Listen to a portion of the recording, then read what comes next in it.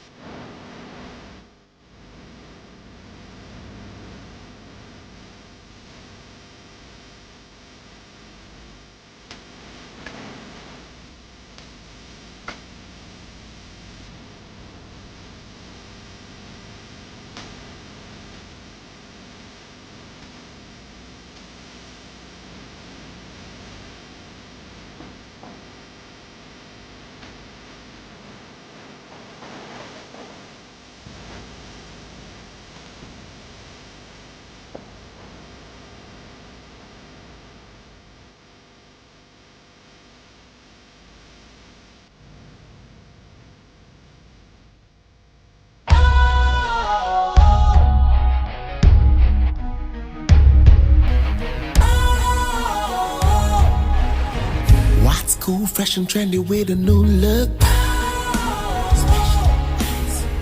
Makes you feel real good, that refreshing vibe. Satisfies you right just the way you like. Do you know? Do you know?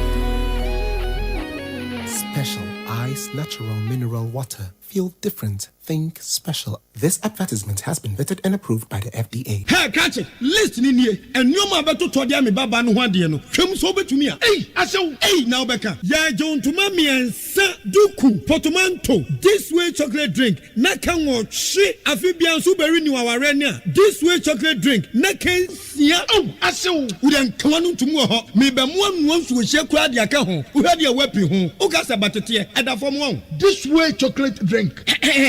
Crash up a baba worry. Aso. Ye fear said this way chocolate drink, ya sorry, no pan on the enum. Ye bishop free gymnum no snack. Ye nya ho ho anu ye de serve womo. Ye did we ni e pebibia bogu ya de so a. This way chocolate drink in enum. And this way no ti anu a, he se kire wom, koko wom, brick wom, bibia wom, ade wo hia ni so se. This way chocolate drink. Je wo hia ani so se. FDA ahwe se adwede nkratoe mo agye atum se eye. Neat 100.9 FM Suni. Na ene Monday, November 3, 2025. Ene juada. Na ahini me bosu me na yewremu ni da etoso miensa. Afi empinu aduonu enum. Na abodonko apemu meet me numpo ababegusu. Na me manti dwumadi na de bremo. I mean menti dwuma de brema me me de ho chia me from ADAKABRI Mudu Osioma. A co-character in front of me here, a Marjorie or say Ajman. Na production no and so is a panini kojoda me adone naso. Marjorie therefore yada esona ebone chidom. Afi technical production abna frima bankro. Wono na abna frima bankro. Na ono na wo hwe ema yetimi ahwe say ebiada various social media handles ni nyina no obetimi ama akoso na ye ho ahare yen ansa na engineering team no achu agbo worker kotiako na Nigeria na aboaje na adasankroma da nyina sademra ne se simpro na facilities team no so dada big solo and Ubrana I Godfred any the friend no afi Mapuna yaw and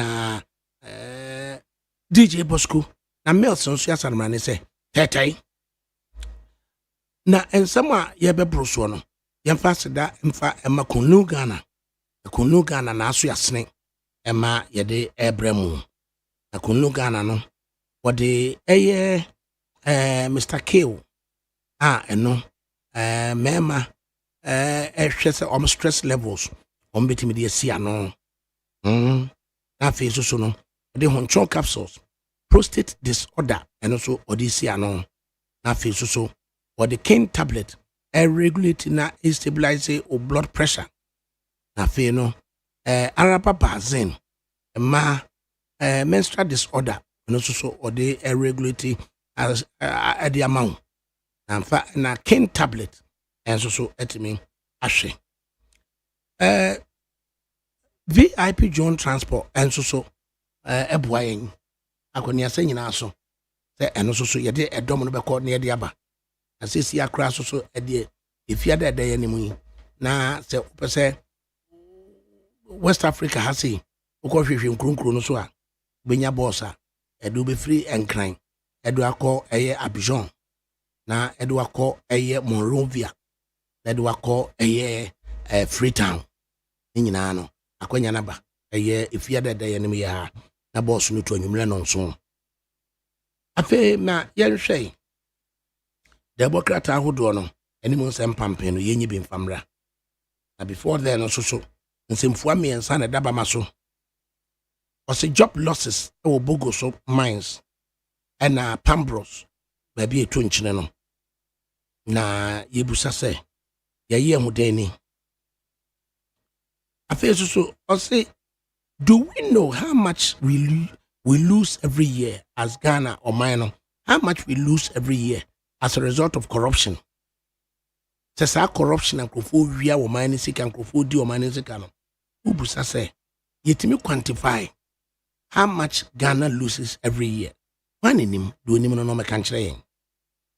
Anti-Galamsey task force and that woman so no public reaction or my ma tugu yeso. The kuku see ewo ahafu hwidiem nyina ebegu so na yadwendwene ho ensem no wonim dia wo ho betimi awozapo dia brain 050 600 0909 050 600 0909 ojibre na WhatsApp ba so ye bekenkan on Facebook live enso ode ba ye bekenkan Marjorie. Mo atrase. Yeah. Na what is saying? Na me adomoko over. Ne fiada. We do weekend number. E fiada boss with 12 VIP na ko. Aye Abidjan. Na watu aso e de akọ Monrovia. Na watu aso no de akọ Freetown. E fiada nwumre no nso so otu a. Adwada no pa. No nso na o Freetown. Bakwaba. Beko. So Freetown here we Sierra Leone. What me home videos be na enye Ghana. But na me hu sasa mamfo o ma konsra hwe. tourist for be what pen me who o boss no baako na me say eh ade de na me so okay ti me wo John via na me so we dey Ghana we yo na o men ya ba bia na bass na nam no e ho nsa me Ghana enti me hu ya na me so okay na just a man for and sorry be patronize pa ewo Nigeria na san sorry no omo ewo branches ni bi o Ghana and omo branches ni bi ewo Abidjan la Côte d'Ivoire. Oh okay. Now for whatever reason afibia no omo eko Nigeria. Yeah. As a pilgrimage bisa. The bia na just from beji bus no free Ghana ha. No more than bus na too empty. Empty. Oh. Na akọ Abidjan. Okay. Na akọfa wo omo do omo besene e do omo call Lagos. Omo could say 11 days. Na fe na san do omo free Lagos. Abesene ko Abidjan. Na bus na ba empty to Accra. And you see, I know, first step to West African international service, you know, is okay. Yanko, a year Abidjan. Na yen twas free Abidjan, and fa enko Morovia. Yen twas free Morovia, and fa enko Freetown. I say, sorry, na. There be this time okay, as a result of Omubaji Bass in Ghana. And I come and say, I didn't know the young ply service, no. Emma Omunya say, and then necessary so behind Bass in Ghana. Into see a cop, it could do Freetown, Freetown, so Echo Conakry, no, a Guinea, no, yeah. Eventually, we extended at the Accord a year Conakry in Guinea, right? I feel no a Ginano. Now, what I be here. At present, a flower to Elubo. A flower to Elubo, the other. No, about the chassis, assign a year. Accra, a flower, Lomé, Cotonou, Mazamaza, Lagos. So, okay. It is only in Lagos, no so dear. Fancy, now for Bassi be free Lagos, a trem Cotonou, a trem Lomé, a flower, Accra, Elubo, Abidjan, Morovia. Freetown. Now, what the aqua see a Conakry. Into a Bema that axis, the West Africa, no, into the plane. And now, I'm saying, opportunities I'm uncle for so to say, or move it to me a digger. Yes. Be to say a year Freetown, no, almost pet by your pa, almost pet a young Katia Bogapa, oh, sir, almost pet this way. In the affair, I mean, the director could come once. Na Adam so register me na me ma fa this way no na ama ye de akọ Morovia any Freetown we ye kan ADAKABRI ni hu adaje a say me the link na de ama wo no no say nei no ade omo pepa ye nkate boga na omo sign epe this way na omo pe bayire enti mu de na wo befa we they say this one they say nature no e dey ya na dey order be a packaging here the call yes so here the copy kakra na maybe be me I fine and I believe say is very good say you were a Ghanaian owned transport business and they one more apply routes Africa ha because then I said the other time me who videos na VIP John ejina mo no na just come pa na just come into I believe say ya dia ebetimi aboa na ama bibia timi akoso kama ebetimi aboa ma ye hu say ebema akwantu ka akone abadie ewo ye West Africa ha ne other African countries no ebema na kama nti what for ye very good opportunity wo crowd timuka wo be explore Once on them game now to kwanya. On shut down explore no an say baby edu akosi ya.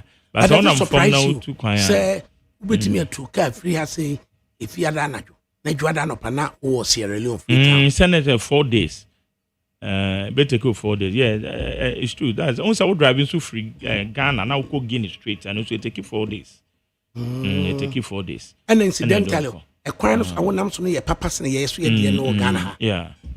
Nti dia na ama akwan mu no ese ye yakwan no eye poorer than esa ya had wafa ya ha kwan won sam kan dey say aye bibi ho no dey ye mo ye homodin yi over yakwan wakwan no kra ye kran so ye nsan ye ne ye ti da bia no na ye deficit because the ayebe kura no mpo no bi ho a obetwe na kwan no kura na nya papa ti de bia na deficit akwan ho nsem ne de ha ne de ye mo ye ho mode because o call aman kura e ben ye no so a wo hwe wo mo highways a wo mo nam so a wo de toto Ghana want to say akachi ene de ende akachi akachi yan hwe say be ye de aman ya na international route no I just say after na African continental free trade no nti plane ne kwa na boss so nam from and so ko and so ye pa a very good step ebeboa ebesa aton Ghana so beton Ghana more because we a Ghanaian transport firm what na shiem sana e je say ye come enough for more and 3,500 cities and a wood yard across Sierra Leone. Oh, okay. Oko Sierra Leone 3,500 cities. Oh, okay. Okay. And I oko a year a Borgaswa, Accra to Borga 340 cities. And away distance is about 2,500 kilometers. Oh, from Ghana to Freetown. Aye. Okay. Yes, and so when they want leisure be to me it's a weekend of leisure. No, what tell me say say we explore from executive bus 42 seater. Yeah. What you say bibia and I'm so come. Bibia and I'm so come. Yeah. Enti a maiden service in Fiada no mema would na ba cover only UT before. Until okay, until Friday na first we no be first boss no be free as Friday. It's good. It's good. It's not just what say. Utiminya reporter ba kuna kwatena mu akwaba. Oba na nka ode ho ama no bono. No dey abre. Na nka ode ho ama no dey amade bono abre. Auntie my yenhwe. The new crusading guide and what can say Ghana will not ban. Bishop Taki Yaboy declares na Ghana de no kwani o se enhida na him for the person ka Ghana be share. I see over 1,000 job losses loom. Workers cry as a Chinese national takes over Pambros land. A year a painting a trucky for and an woman a twinchine or Pambros men's room here. And ne a quack we say a year 1,000 job losses. A brat Chinese navy I take over Pambros and Sassano. Ebashe yet the home common. Another setback for Kofi Annum family as court dismisses stay application against Regimanuel Gray.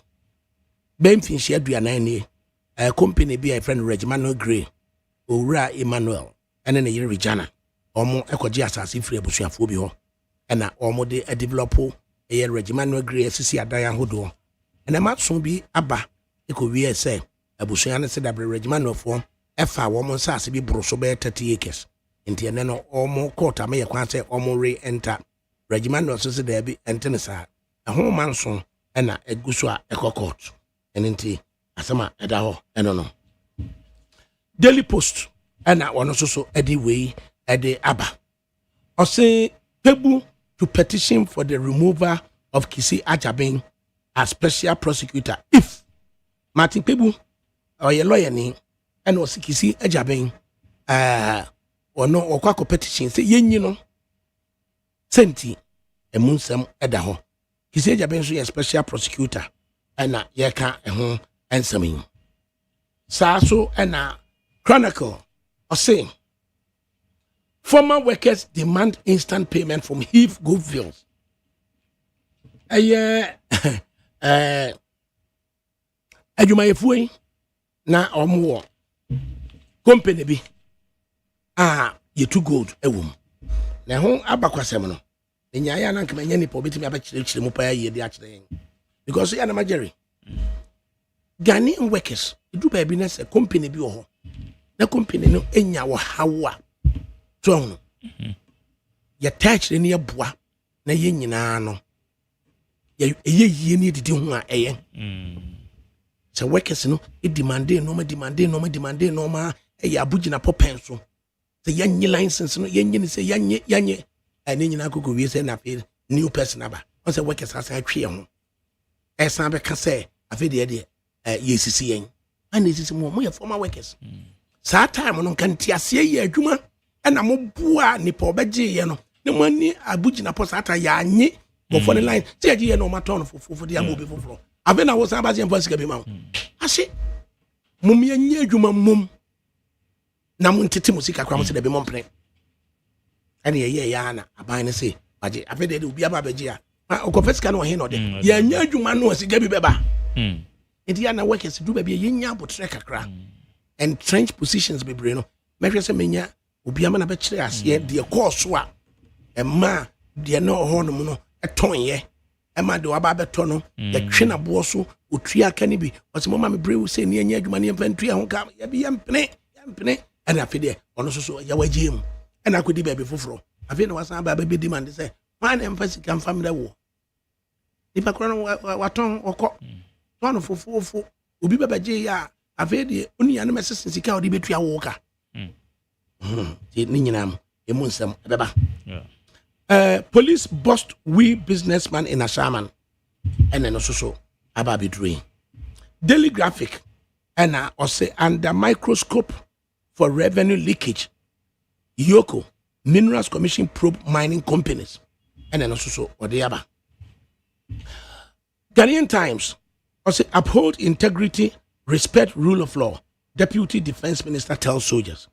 Broja Jamfi Ernest, Deputy Defense Minister, and then also near soldier for ATSM work at home say soldier for no uphold integrity, no more respect the rule of law, and then also so no what they abba minorities also say Mahama Chedodo say on my new defense minister and also so Edaho. And daily guide I can share for them. I'm so Baba Catcher say Ken focused on youth job creation. Wife, Mrs. Christiana Japan, Kennedy Kwame Compre Japan ye, and also Baba Catcher say a year Ken Japan dear a year a dear Benia a year youth employment and an washe. Way and the downum afe yemra na interview or honomono. Yemfa interview no mra me yadwuma yemfa interview no emra me yadwuma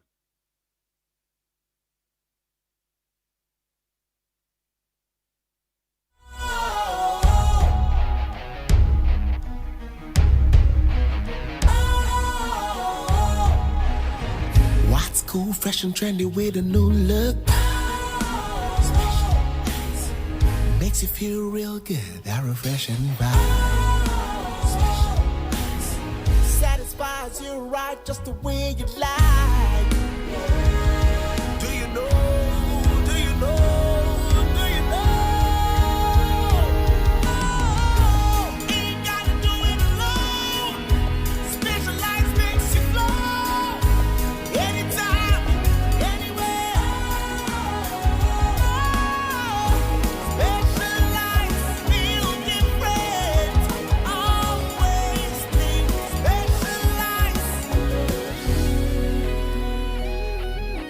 Special Ice Natural Mineral Water. Feel different. Think special. This advertisement has been vetted and approved by the FDA. Hey, catch it. Listen in here. And you ma beto to dia me baba no hwade no. Hwem so betumi a. Hey, asew. Hey, now beka. Ya John to mami ensa duku portmanteau. This way chocolate drink. Na kan wo hwe afibian so beri ni waware ne a. This way chocolate drink. Na kan sia. Oh, asew. Udan klanu tumu ho. Me be mo anu so hye kura de aka ho. Uhade e wapi ho. Ukasa batete. Eda fom ho. This way chocolate drink.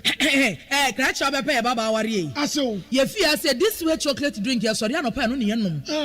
Ye bishop free gymnum no snack. Ye nya ho ho anu ye de serve womo. Ye did we ni pebibia bogu ya de so a. This way chocolate drink in yenum. And this one what ya no a. He se kire wom, koko wom, brick wom, bibia wom. Ade wo hia ni so se. This way chocolate drink. De wo hia ani so se. FDA ahwehwe se adwede nkratoe mo agye atum se eye.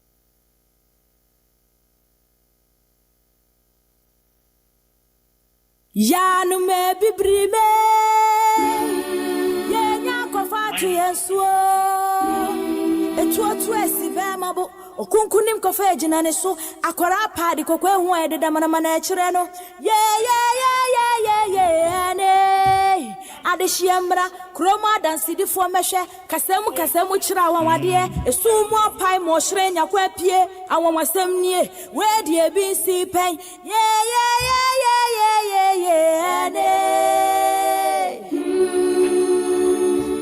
Neat FM yamamwa kwaba yo yankona afensa story no about Heave Gold na Daily Guide akotro say ex bogus Christian mine workers demand entitlements no yene managing director of Heave Gold and twetwe enkomo kakra ya yenu ya domboache menu ya domboache yemo ha mejoso ADAKABRI anyi na what saying nyame adomo na wonso bone bi ene yakwem ne bi ene yakwem right okay ekwa bakosem mu kakra Daily Guide say ex bogoso stroke Christian mine workers demand entitlements. And now Chronicle say former workers demand instant payment from Heave Goldfields. Fire baku. A dear ne baye and a wine a toma wine and a wine bebe workers in the bear mo abujina po robe no player and a neya baby drew baby yepe instant payment. Every Heave Goldfields way. ADAKABRI medasepa na asemwe ama me bia meka bia na mera ho isane se oman mu beka se yemfa bibia seriously ai FGR ena eja go from saying Golden Star for omo ya adwen se Prisia bogoso Prisia mine no omo ntumi running ni bio because na omo running a omo boka enti omo ton ama obi ena FGR for show interest ena omo de mao na omo de mao omo no nearby ni say workers no catch the Golden Star for say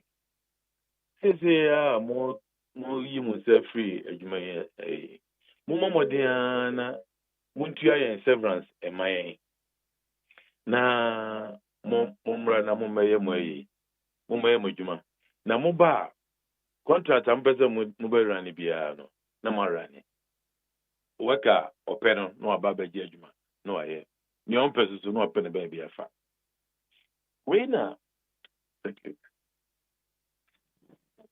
na company no Golden Star almost say omunye omuntua tasi kana mawo nemum rather no omu de ombema FGR for no mu oma yejuma omu ye kaya ma edru ba bi no kra no union for na ese ka omu kuma omu workers no omu se omu de ni omu pe continuous employment inti omu de omu ni Golden Star eni asembia efa severance no na eme nwanwa inti ni eba ni se necessary me sorry gym na me support workers no ema ni ese ye bia ye kokot nyina asem no an antentam energy FGR for take you over and a Golden Star for coin. No more coin, no. Almost 30 a Jumano. And a ban said, FGR for now, or more underestimate a Jumana Kakra. But I can bring mines, piano or our Wakota. One first can shimwa, we had mana a bigina. A quaint piazzo, at all discussion. Na omo introduce omo into the way no omo catch omo ne say oh going concern you don't have to even bring any money the government start here no mo say yes anet here na sometimes so na sika pe no so ho ayedin because so be kaya na COVID time it is sika ho so ayedin kakra etini bi o ho na esenka workers no any task no amanisa Inti workers started say omo agitated say adwuma no de baby akodu no company ne ntua omo severance amount na omo bekwa na omo ko inti severance ne tua ne mu no ekoye bibia just say do baby no na say omo ye bibi dey say agreement MOU omo ye MOU say mbitua ne sen inti nearby ne say omo agree so mbitua in 3 installments. First one no and you mutua no problem. If free hono na fi hiding the second payment no and na e dey na show ni gidi pa ya workers yi almost say dia the company into me ntua severance na ma omo a any abanje the mining lease no mo family pa foforo na minua me wo mo ni say to be for adwuma na conditions no enye ma wa awu nka say yem bu adwuma no esa wo na eja ubu akete na ofe baby fa esu we di amanesa omu kasa ya ma se idin ya boy abugina boy ojitum ena omu eje mining lease na me ha dwen o mining lease ne gino kaka ne se company ne tro aban se baby ade na duru no company na ye friend FGR no ne ka no so adipunti e ka no so ne se Golden Star for no jaka over $60 million. And almost a baby be a gum. It what it could be a say, oh, Bobo Siancra. Yes, where is that? Yes, for balance sheet in yet. Not your job. Inti, I buy my acquaint. Na, you're a structure company, no. Na, you're in fancy FGR for New Moka. Now you raise a bond of $150 million. $150 million, no. I don't need a car FGR dinina, including near Golden Star for Bogu, including workers and also so a car you. I buy tea and oh, where there's a simple. It is a sadia, Yababuam. And almost a year, another one, so almost a year, another company. I have a friend of Blue Gold Bogosu Pristia. And no, in a ever running Bogosu Pristia mine. Now FGR no they are twin chain. Now FGR to me already bond na or to me a Tiana Canina. I buy Egypt and also to me. It is not just say to me already bond na dia a cabia obia ibitua. As in you workers. Suppliers, and then you'll be able to now, Blue Gold a year, Juma. No, it's your royalty. Ama FGR. 85 years nanka, a bond no be mature no. Now production also so akostronti yenyesika e de atuama FGR to me. Atumi atua omo a omo so koto bond no motua ticket amount na say clean sheet no be akone baby na Blue Gold no to me run mine no profitably aban ajiwe watum wajiatum na mom leka na otroma company no e ho na asem no wo me mesi minisika nti mamekwan na me raise bond. Who draw me say, okay, Majiatum, me ma provisional approval. Name 2 weeks after Mama was provisional approval, could you have a Cassinica? You cannot go far away. Who's Canibia? Because my Mamma mean raise bond. Inti no a bacon. Second one, was over one manager, the permits out the Bayajuma. Permits no one manager. Who we are watching out, Sammy, and they say, when Tia, suppliers cat near the anti waje mining lease. Fine. Waje mining lease no. Emrane say minister no on normal mining lease. On also to me mining lease.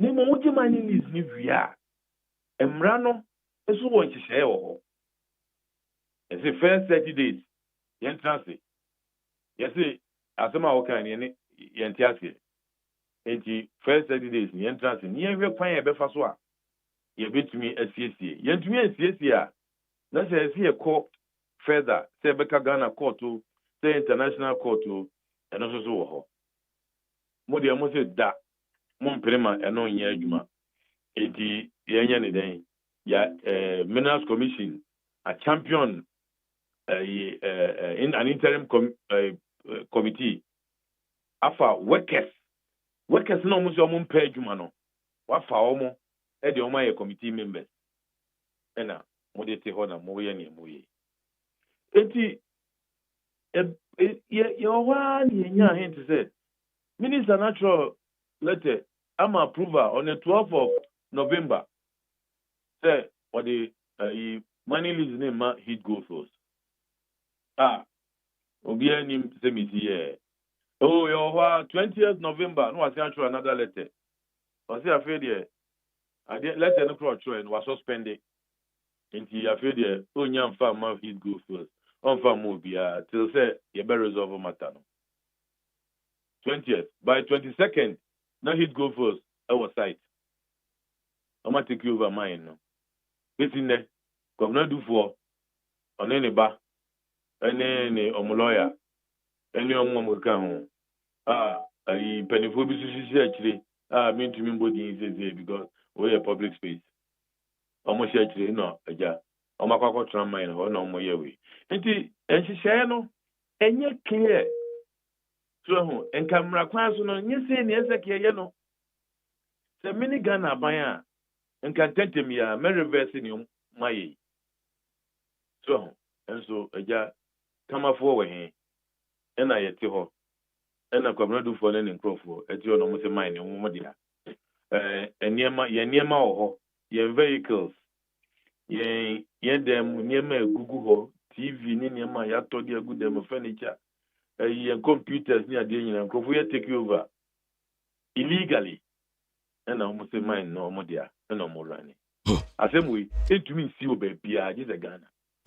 Tima, if you honor me, the basic. Yanti as I'm not seeing. Oh, we are managing director, my FGR, now so we are managing director, my Blue Gold. My Blue Gold. Okay. And you're the free golden star, no. Now, the time a golden star or divest, no. Now, workers, no. Ejina year. They just want to golden star 3 or more car. And get the catch no diama FGR, yes, sir. That's right. A dear nearby in Tia. A workers union, no. A year say, Yanko na continuous employment with FGR as opposed to Sanka, oh, ton dear, your chaplain woman of your dear mine. Na Yanko baby. I don't know, I mean, here because me personally, many union for no transit for about 2 hours. Stretch room, say Ghana Hano. Yet mine be brave, yes, I be. Mine be obey any more say, ye per continuous be a problem. Inti, Miss Remo, Mumwa workers no more you, Mutika. You don't say that. Omodia, continuous employment. Because if you are now my continuous employment, or dues near the other. And I'm saying, look, if you want to say, eventually, no, to me and you will lose your dues anyway. But, Golden Star, Triamon, a claim Piasso, a man begina. Ejina, Ubenya dues all the same. But since a bear and fear by any away into me, dues is a munya, Monsanka.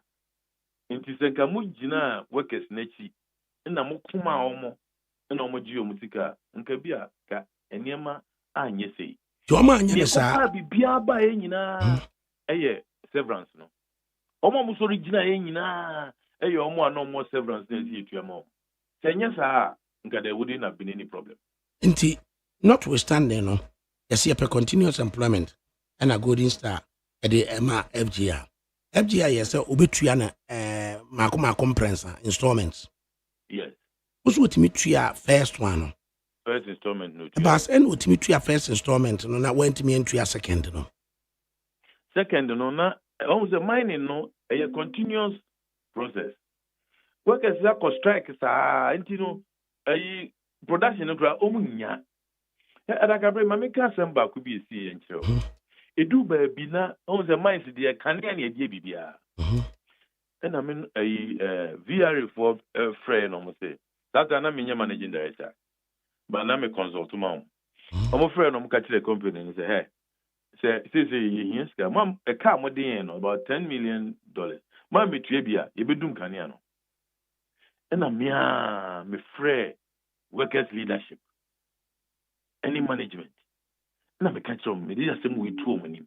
And I'm a catch on the look. A great be also no. Money company no want to share. Production be on baby, almost keep 200 ounces of gold at the mamo. One suspend it, sir, now for 3 pots, 600 ounces of gold. You find Enko Triama a VRA. Now, Omunja Kanian, because Omunja Kaniana, a quite be as production. We have productions, so I was some bit to Triamoka, at least. What does if you have a name catch them, say? Omo in penny. The new Musika and a company in the Berrani business. No, I'm exactly going and your Musika. Company no production. And Yanya Musika, this is a Triamon. Intimum Momode, Namu, almost a baby. Oman Peneno. I'm said a week later, and a VRA Doom Caniano. Doom Caniano, and you may I know how business say. So, in the do baby, leadership is very important. It is a tear some na see ya. A Juma was some year, Juma, na yedi triamocano. And na Coba say, Yetimetria first installment, second installment, no class escano, and was he betriano. Just a Jumano to associate, na Fevia was a yedeka. Na mo ametua ye bedum kanea no yenkunku tua ne ntimi nya adwuma na ne yemfa musika amfa mamu ene se da bi that's go there ya ring fence says ka we ye dia ya mamu mfa nkotua kanea ne ka enti yemfa nkotua kanea ne ka na mpa VR so dey adum kanea no ye wi no sankofo ye omo so omo mpini omo na say omo ye omo interim management members are say omo no omo so omo run company ana personal interest over collective interest. No. Hey, personal interest over collective interest. And okay, it is not just a reason why second installment yen to me entry. I don't know. And also a part because that time no, I'm the company requiring bank people arrangements. The bank in Triabi. No, Mr. Kakron Benya no mutia. But Kakron Benya no will come from production. Production using them cost we. You better know here. Eventually, no, yet me and Triasican, no. I feel no blue gold. It's him saying. Says the blue gold is there. Yes, say, no. Says, yeah, it's a cassette. Yet the Ayimamaya. Adia Bakwa yet to me a year, even when we are down. Let's say, you're listed on the NASDAQ. You're raising about $80 million. Says, yeah. Yeah, Jane says, a Jumano, almost the man. Workers, no, a car, and any priority. You bet you about 80% of a car, you workers, no. Yeah, severance, any termination payments near there, leave near there, will pay about 80% in the first month. Balance, no, in the following 3-4 months, you bet you near a year, no free. CCI, FGR, I started to companies are Omodiomaka, and individuals you are FGR for started to Kakaka. 80 say Omodia Manama Wedia, a son, you won't be pursuing, I won't be because your reconciliation we are Wakabia, Yadoka, a severance, Ibitia, a greater portion of it. Near Queen. Inti ye can no na just FGR for no yentimi antua second bond payment why na no so ko raise bond is it blue gold and answer FGR for no FGR for no raise bond no of $150 million no the interesting part is say omo announce bond na interest am for show yen kwa omo nya $50 million straight away. The command release, no, and I'm conclude here. By now, Gaza, Yetiobiaka. Na leads now one more J, no. What and now a year petition ma the then minister no or share a G lease no. Workers, no, union, branch, and national. Until almost petition the then government, no, a year MPP are buying any Abujinapo. Now almost DNT and Abu and share any lease no. I'm so many financial capacity. I'm the better running mine. No. Until only financial capacity. That time, na FG and Easter. It's not omuni see any keke and I yenima obia Oscar. Farmer obia obetumi arane. No yeji ye no. Any adema come not do for company. Come not do for company no. The stated capital be 10,000 cedis. Such as a workers, no, as a young free FGF for one near from company or was car, who bet me at your workers, no severance, no. No one recapitalizing. No recapitalizing. And a minister, it's your workers, no. And on Modema Heave go first. Some of them hit go first. Almost the capital 10,000 cities. Make right to me a year more than the Monjina Moncomonim. And workers, no, so why that the chronicle, okay. Former workers demand instant payment from Heave Goldfields. Now workers no munim say Heave enyes can ma womo and no catch there Abujina pose one yim free FG for them. And some of the almost na almost the oman can't show of my heat. None of more any second company bia a jan and also Anglo Gold Ashanti, Newmont, the company bisa na omodio omo ahondin. Technical and financial strength abe better humanity. And almost then omuni and de come heat. Heat is uniska. But it is a ukwachia.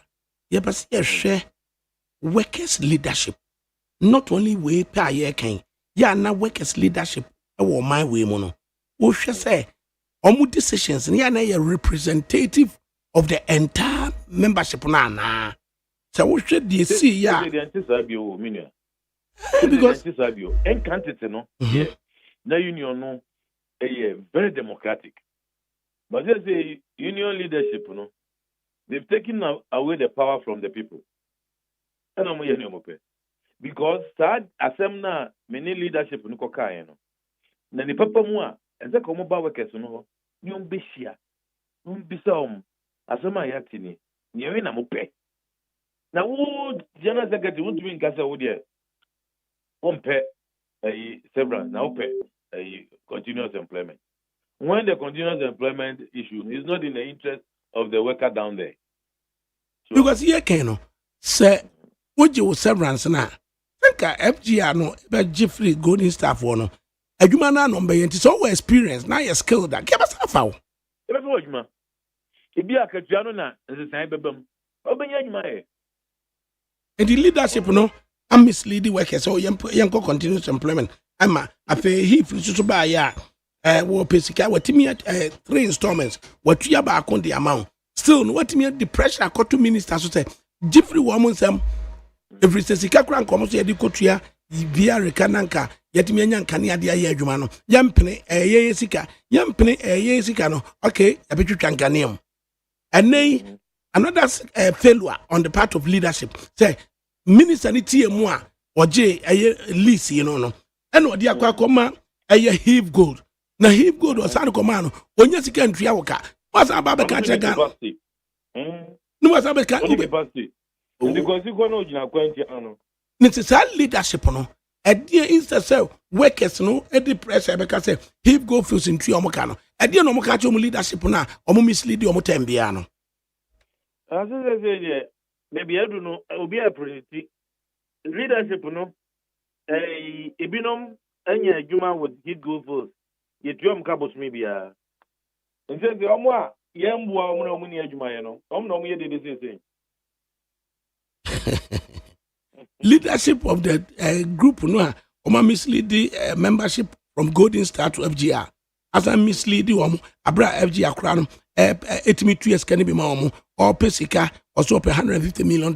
what me raise 50 million just on the space what cancer obey no what me pressurize magina so minister na team waji list no waji list na wo say have go fields no afa leadership no bi tu omo ka bosome and ebi aka dem a omo na sese comedy yen comedy omo si omo ire no mo eja omo ma entumi nko school so ADAKABRI omo we ya hwe ni ye ebe ire say there's a workers leadership across no yeah na says rank far no so because far need the rank nechi yeah na far no do they get access to quality leadership from the rank nana so say the heading is the heading because one the original emra start here juma no the zeal any leadership no the organize your microphone any obi say there acquire Ghana politics ya elections we don't want na unya power ni wi na fi o ye ne ope na say yen candidate na nka za leadership we nka mai sim kra ko mu timu bi okra na maka zo nkope mai enso omo tete omo na mo na omo di post enti every FG ahono no ekoko wie sign and blue gold ya bypass na mana kwa kodru have go first ni wompa ne se ini zenka yedru ha efane se asam no omunya de letter ne bae on the 20 letter dated 20th September and a company no on my signature throw the Minerals Commission said nyoma kano ye nyoma nyadwen we are disputing it by the standards no enka yenya ready dispute na no ezo me trans ne kasa enka ye nru ha so by that time na bugi na poni yisinum no oma ye oma dwene dida enti sadia ye mom kwan kra ela ye nyoma trans enti ye form interim management committee ya no so ni mra interim management committee bi anim se ya dia ye dwane kode a na FGR for ni blue gold dwane we hu mu bia dia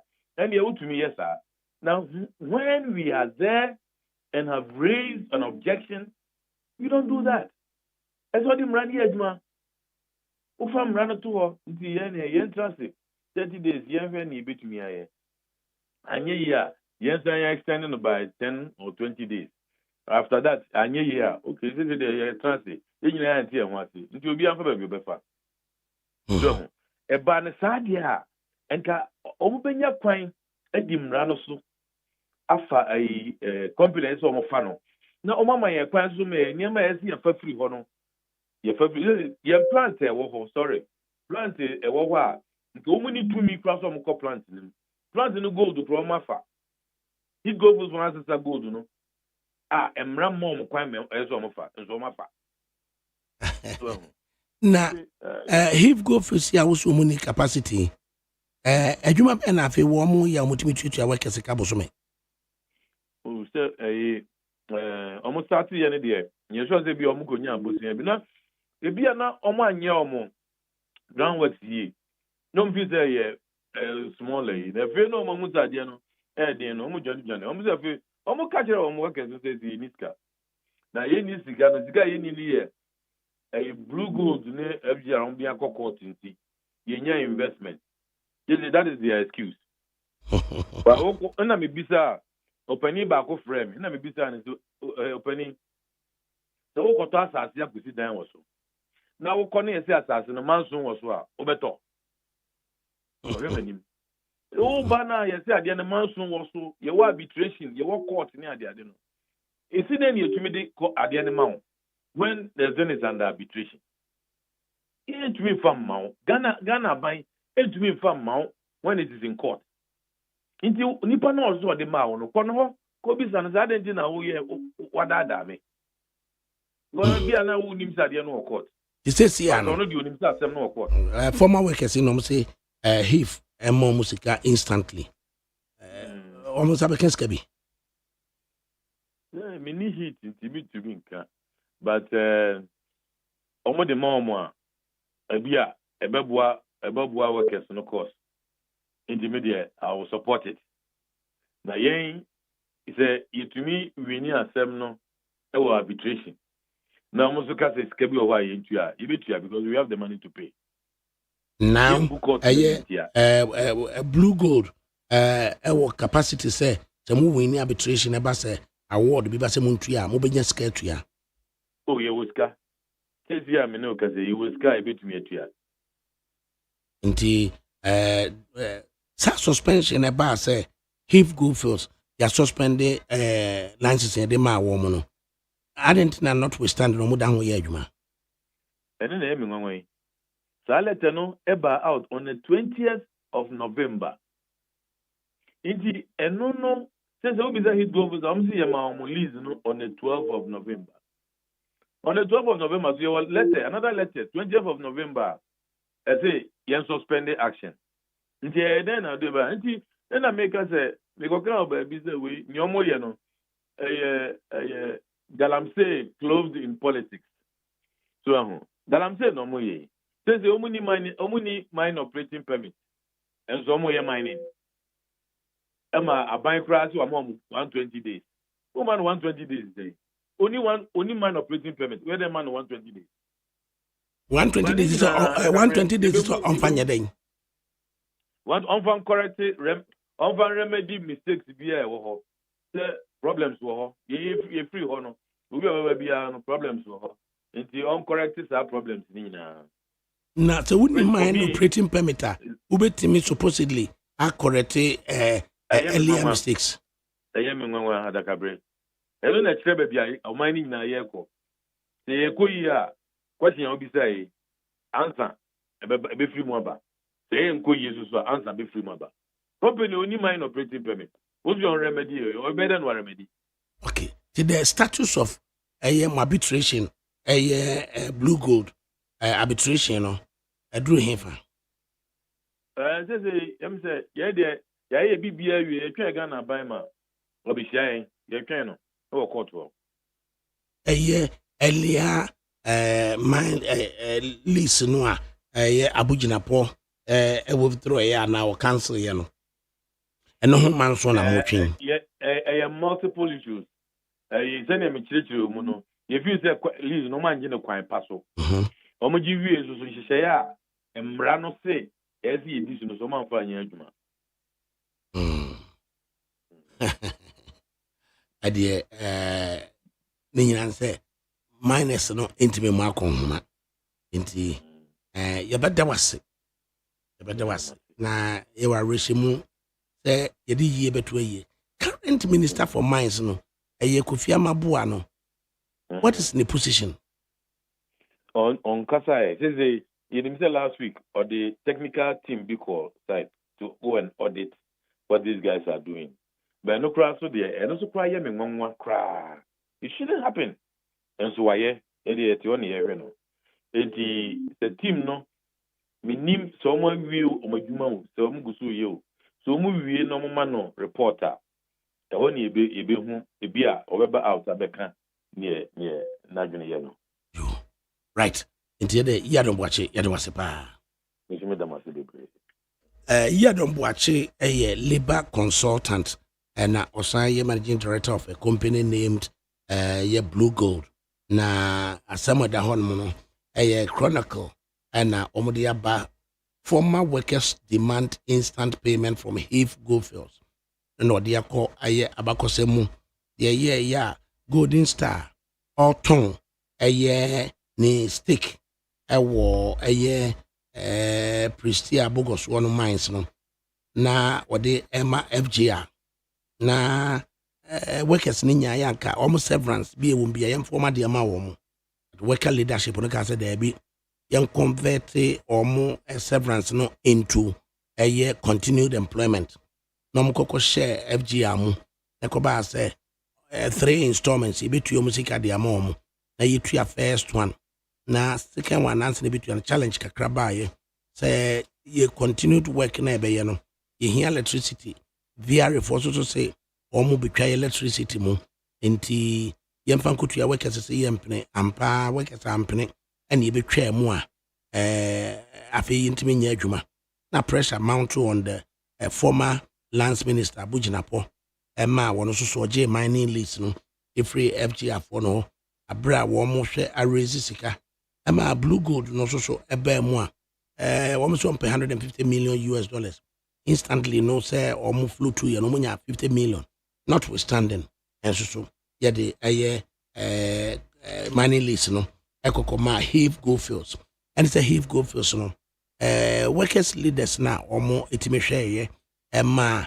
yesi ye continue the employment as opposed to see abaje severance no ibinya adwuma ye nti eja ti kodai afei na workers no 80 man de say Heave Goldfields emfa wo musika ma wo mu na Heave Goldfields so enya bi mfa ma wo mu ene ho ne adwendwene betimi I was up here on 0506000909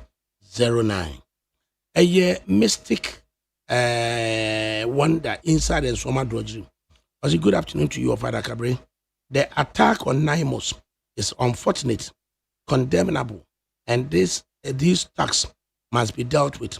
The incompetent, nepotistic, corruption nation workers, MPP should set aside, stop making noise, and observe good governance under the able leadership of the tried and tested President John Dramani Mahama.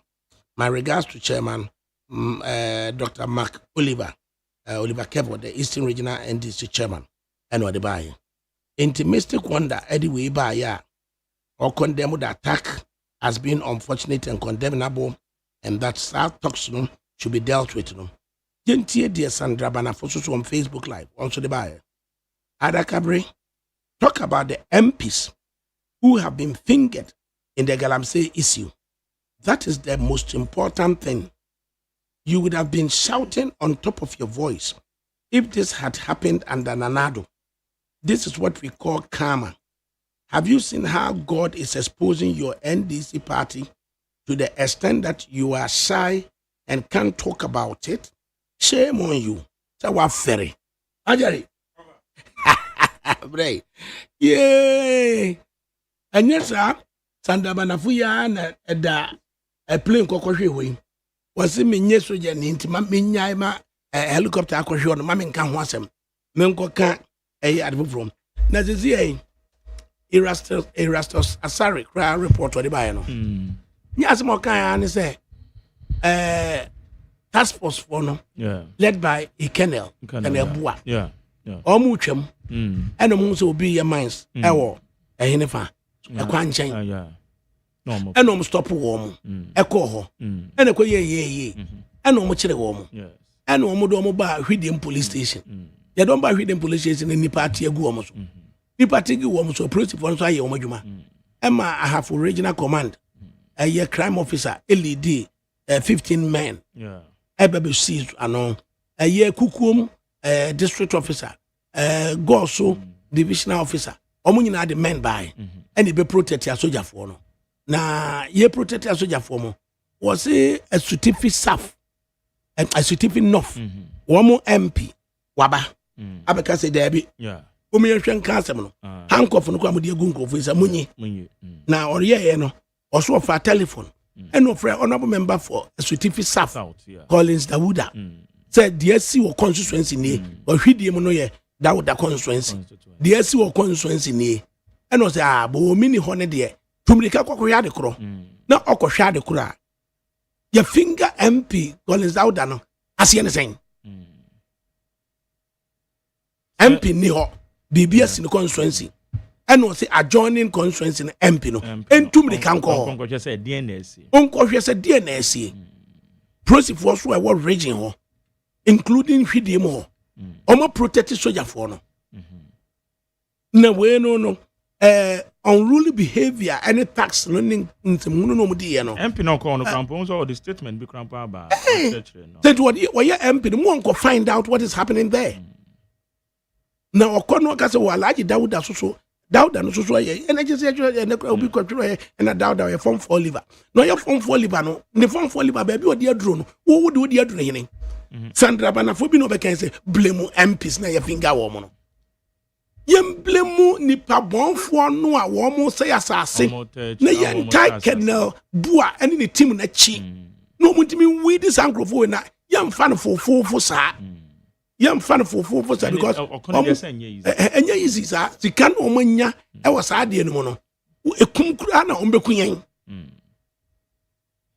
nti ublemu Collins Dawuda no anu anya de yen obi ono kwa no ne hobi yabobo wo mo so echichire wo yabobo mo nyina yedin what's the perception no call out there say akwa say MP no crofo bi ne yakwachi wo no command one just and ekoye edida bia na report ba tua bo ase obi te say Kevin Ochre Springfield na oil tuo Ghana no gaze da form sa eno no Ghana ni o what me wuram the Springfield no eso ejina mu o ka asa international group no so omututu ayi no omuba makwa ma Ghana ni atimi on such stakes ana enti manso arbitration ye na you be there ya chire Kevin Ochre na Kevin Ochre na ye chire no South Springfield no enya Ghanaian owned I say ya na yente no ma biase nti obi Sandra we ani wo be na wo mu me support to say yenkotu gold baby aye ka no now if we on any one here then but say social media no expose the way enipa dodo no a o madwene expose the do mo say we there me there whoever banner for why no you na yet you obetwa boy here or say helicopter kwoti ade ne ye ka ho ase no hwe the sense of thinking, the sense of reason just da bia no onye otwa boy oba we pa achew dabi to no conscience anko pepa to no dey na sem dey ya kwa no de bia ba so conscience na kada day na ade ni si ye na otwa boy me ni umi no wa say helicopter na yenka bibia etia MPP NDC abai let no be hu say na helicopter no anya de ketwa no our conscience na ko ba be patch it is such personality the way of thinking yes no wa kan some no dey atum ya soma ne say omra metie o na wo tie wa ombe disrupt o you been a share yama administrators and I investigate say no enye na real account if no cross any coward coward yeah because me come page me chiro bibia I own it otite baby otite be wo censure de onye papa wodi mu social media church ansem no saa na anya ade wodi church hwan na be support to say yentutu the main road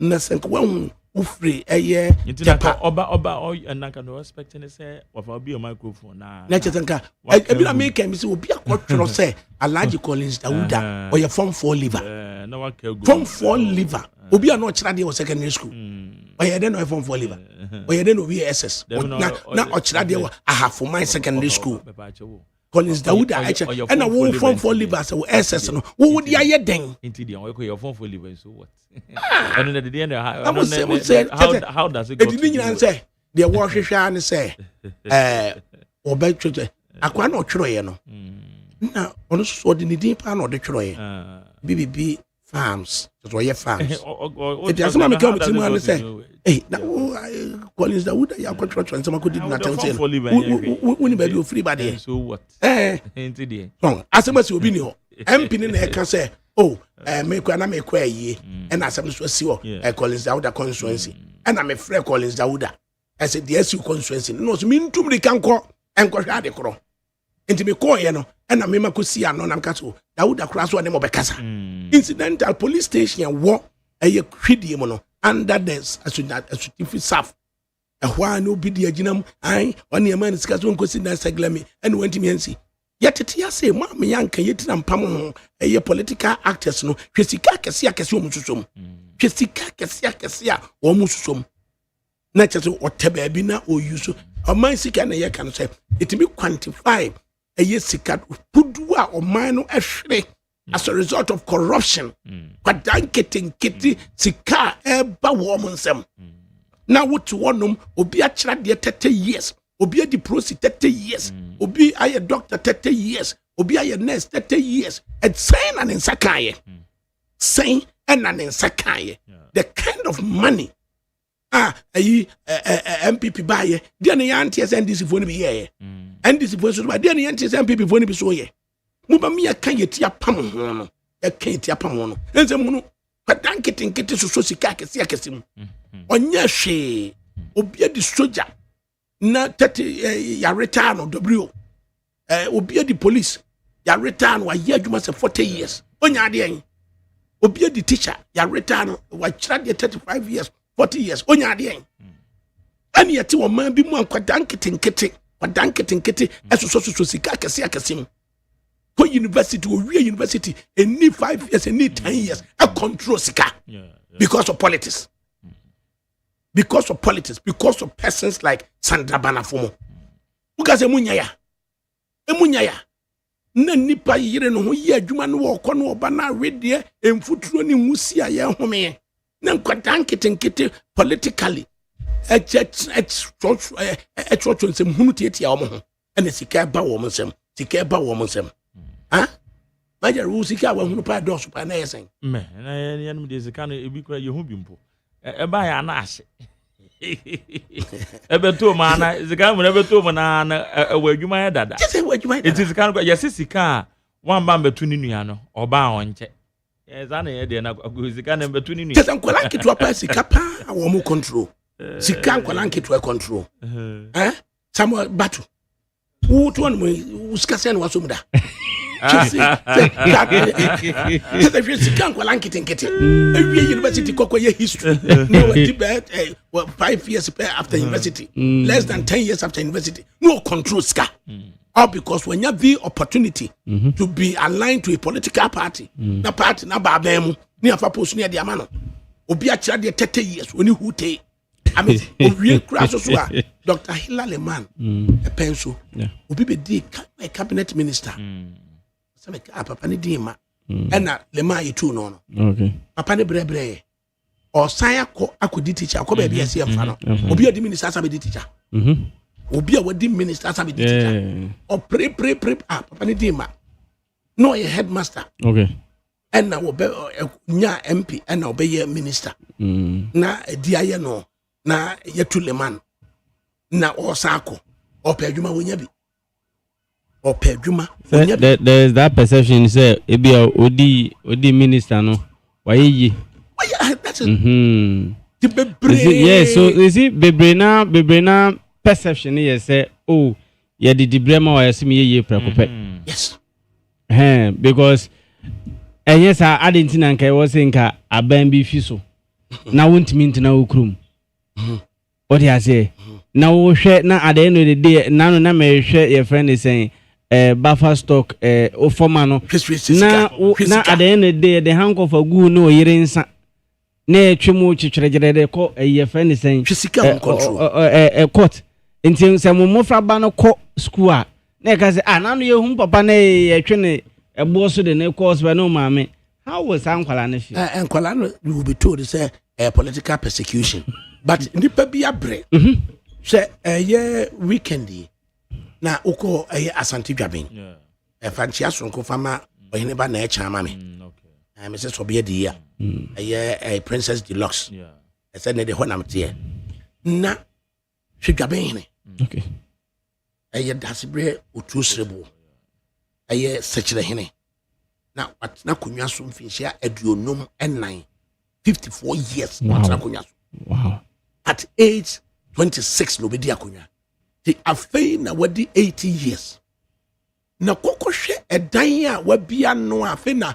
ono a ne personal house Dwaben okọ akotenam hwe 80 years old afei na ne dream house watimi esi akotenam na kohwe nkwada nketenkete bi adan a wo mo sisiesi ho 80 years old obi ono so ye electrical University of Science and Technology asua de at age 26 ababe ye o man hene 80 years afen wasi dan na ni age ho afen wasi abra frame abra beji picture part one obi hwe say 80 years afen wasi sadan abra kwada 30 something years kwahwa dan o masiti politics inti at once say 80 years afen na o man hene mu a wayɛ chairman of the council of state 80 years afei na wasi saa dan no na nkwala 35 years woka ɛna wasi kanamteɛ so ɔyɛ MPP ɔyɛ NDC ɛda bɛsi da pa na de sika bɛto mpra adwuma de bɛdi wɔ nkwala nkete na social media se ne yɛkeka nsɛm akɛseɛ yɛkeka nsɛm akɛseɛ abena bɛhwɛ picture na me forward ma bɛhwɛ nana dwaben 80 years o afei na watumi asisa dan 80 years afei na nana dwaben atumi asisa dan na hwɛ nkwala nketewa papa nkwada nketewa wɔ mo so nkwala nketewa 80 years enie so nti ɛdan no online no bi ahwɛ bi after na 80 years what me say that way enie 80 years after what me say that way na nkwada nkete esisi adan abra afọ wede man afa koto no bi ehu bi say papa no di 80 years ana wabɔ ne brand sana wayɛ ne fu ayɛ ne businesses and sana watimi esene dan adan Minia, Babin, workers' rights. My way say, said they would take good fruits for former workers demand instant payment from HIF workers. My workers, the moons and some year ever. What do you know? Okay, Babin, you indicate my for a queen and I mean, share a tifo, and nay, after 4 a we are brewing. You see. Me mpempine ya meka se ejuma kɔ enye easy se obi be sɔre anopa na obefa ka bebi ameti se mbokra du anopa na se wo fa ka mbokra na wan sɔre ntama wonya kanfa na se obi aye ejuma na se du mpempren so bi na se ne sika asem maye the way a ɛwɔ se ba they say the way a na wo ka no na at the end of the day ono no or the na honden e de ye adwuma na sabi obi nso ti baby no the pen na or the didi mu a corruption edu sam prempreso na ya say why ye adwuma na waketua emma the way as open no to me no it's not fair and just as friend is saying me ba man na wo interview no no yes I think say in a right way because emra ye oman etimu ye de emra na ye djuma nti se emra kwemu no nimpa na also tua mo kan ntua mo kai a ana so mfo musika I think they have every right so mo de ne be court na emra na ye den eni na edi na the end of the day no omunso mun sabeka omusika because mind you so obi wo hono ma ebusua na se nkrofo omuda ehye nase a ohwe wom enye nkrofo ketwa because ebi mu ko school and recently in program most of university private university more time frame program now they are registered now they are ko school on train fees o yede na what menya sunju ayede esua ne nwoma enti to me no was say omonfa yie mfantu yie because Christmas ba ewi anso ebo na ewi abebo na say Christmas ebo na say obefa car no akona de na dey no ni sika was say to na account me ntuma to me no entwe yie because 30 days in a month no enough from sa owe hu electricity bill ne water bill ne nkwala bedie ne nkwala be yare ne hospital bill ne ehun keka ho no enye easy especially enkran setena okosere hwan na okoka wa asem a kire hwan enti to me ni de omumfa yie ntuye na workers na omunso omushe ho no no omunso omuni beje na omotime ayi omuyem e de ayi djuma na edi kankan na ya mostly de corruption de ba no because at the end of the day so oye djuma na say e was say sika e was say e kan nsa enka nsa obohu na adwen asesa na say the way I was say na djuma fa fenchirem no onye ne sa na at the end of the day no bohu say sika bi afa na ase because onu so dwen hu say e was say ebusue didi e was say ne manso didi bie ban emranso mfuaso say obeye corruption eti labor law no was say ye juma emom. Now whoever is their leader no, I think say the best way me express some grievances. Say be lawyer na lawyer na di omonim de nsam na akokọ na court na timi di amom. Eti to me no whoever was so chom can was so chom ka. Because juma ye easy. But it's a workers leadership. So we can't hear history na no work kanwa. Say golden staff wo. Okay. Almost divested. No matter almost take. Okay. Na workers. Say kamu chepe wo mo no. When you music exactly. Na leadership say debi. The war ba beto no. You pe continued employment. And until me ko say ukuta skill na. Obi bebeto ye do sika ama wa. So do sika ko benchen be biato. Exactly. Wa sa ko pe adwuma ho. Exactly. Uko asampa na me yesi. You be for one year for because bank of free baby for. Exactly. Na ya mislead mo. Afi no mako. Yes okay musika no. Ye be chemu miensa. Na etua ba akwa ama. Etua ba akwa no second one ama. Afi yesi ekutua electricity be mo se da be yem prema mo fi sika enkutua. Afi kwa ya twetwa electricity no company ni ntime nya adwuma. Kwesesi ya na mo sa ya da akosi fom. Na kwan fast wa mo agitate ye na yaje money list no. Enne ye dia koma another company. Woni sika woni mo odi tua mo ka. Na akoba say former workers demand instant payment from Heave Gofield. First can hear the amount. Exactly. And the workers no leadership no. And none of the analysis. You see sometimes leadership be on my own. Obi on ma wabe leader no na opinion no kwa bedi. Enti se nechita afọ no se ebeso omoso se nso omoso bebre na emfa mo ho. Enti se nko no at the end of the day nke wo se odi and the members name no audience share part of 2 or mom na at the end of the day no ebe so omo so na se wanya na sana of akotiko emisu na at the end of the day no ono ne share na ubia wenya na waka so bia mo share na yemfanye na si in the circumstance no is it fair to belong to a union na otu onma na boso so ya tete usika say dues name ono bibi susu ni a yenhwe esoso enye den and protect interest. Me sometimes I remember say there was one company be amekoye ehwejuma eno musu hanum no ye titi dues na o ma me yare na papa wu ana sese bi na mesempa jo wan ma me ne papa nyina wu enti mu say dues mpa jo mamu ntime de because per the investigation na me ye no if upon so matiti dues no so obi ko ware ana sese no obi be ware mpokra na asanto another mandatory sika 100 cedi for wow bottom sika na nke was ebe onje no upon so mati union dues no omo say mandatory obi kwa ware na say bi obi kwa ware nke obi asem what you say that be uti dues ya tete aware ezika nyina what you say in as much as omo ti dues no mati dues no pepepe but obi be ware omo so ena sika na what dues account no and also nti ye tu obi 100 Ghana dey am say nim pakro special purpose in tie what you say most of you and then we join in leadership we join kuo no a unya mfaso bi pa free kuo no so majority na ye say say o ko ware a ana so papa wu ana so ebusu ni ebu most of times sanity because majority of them no say we yare critically say dues no ekosi kan ntimi hwew omo yima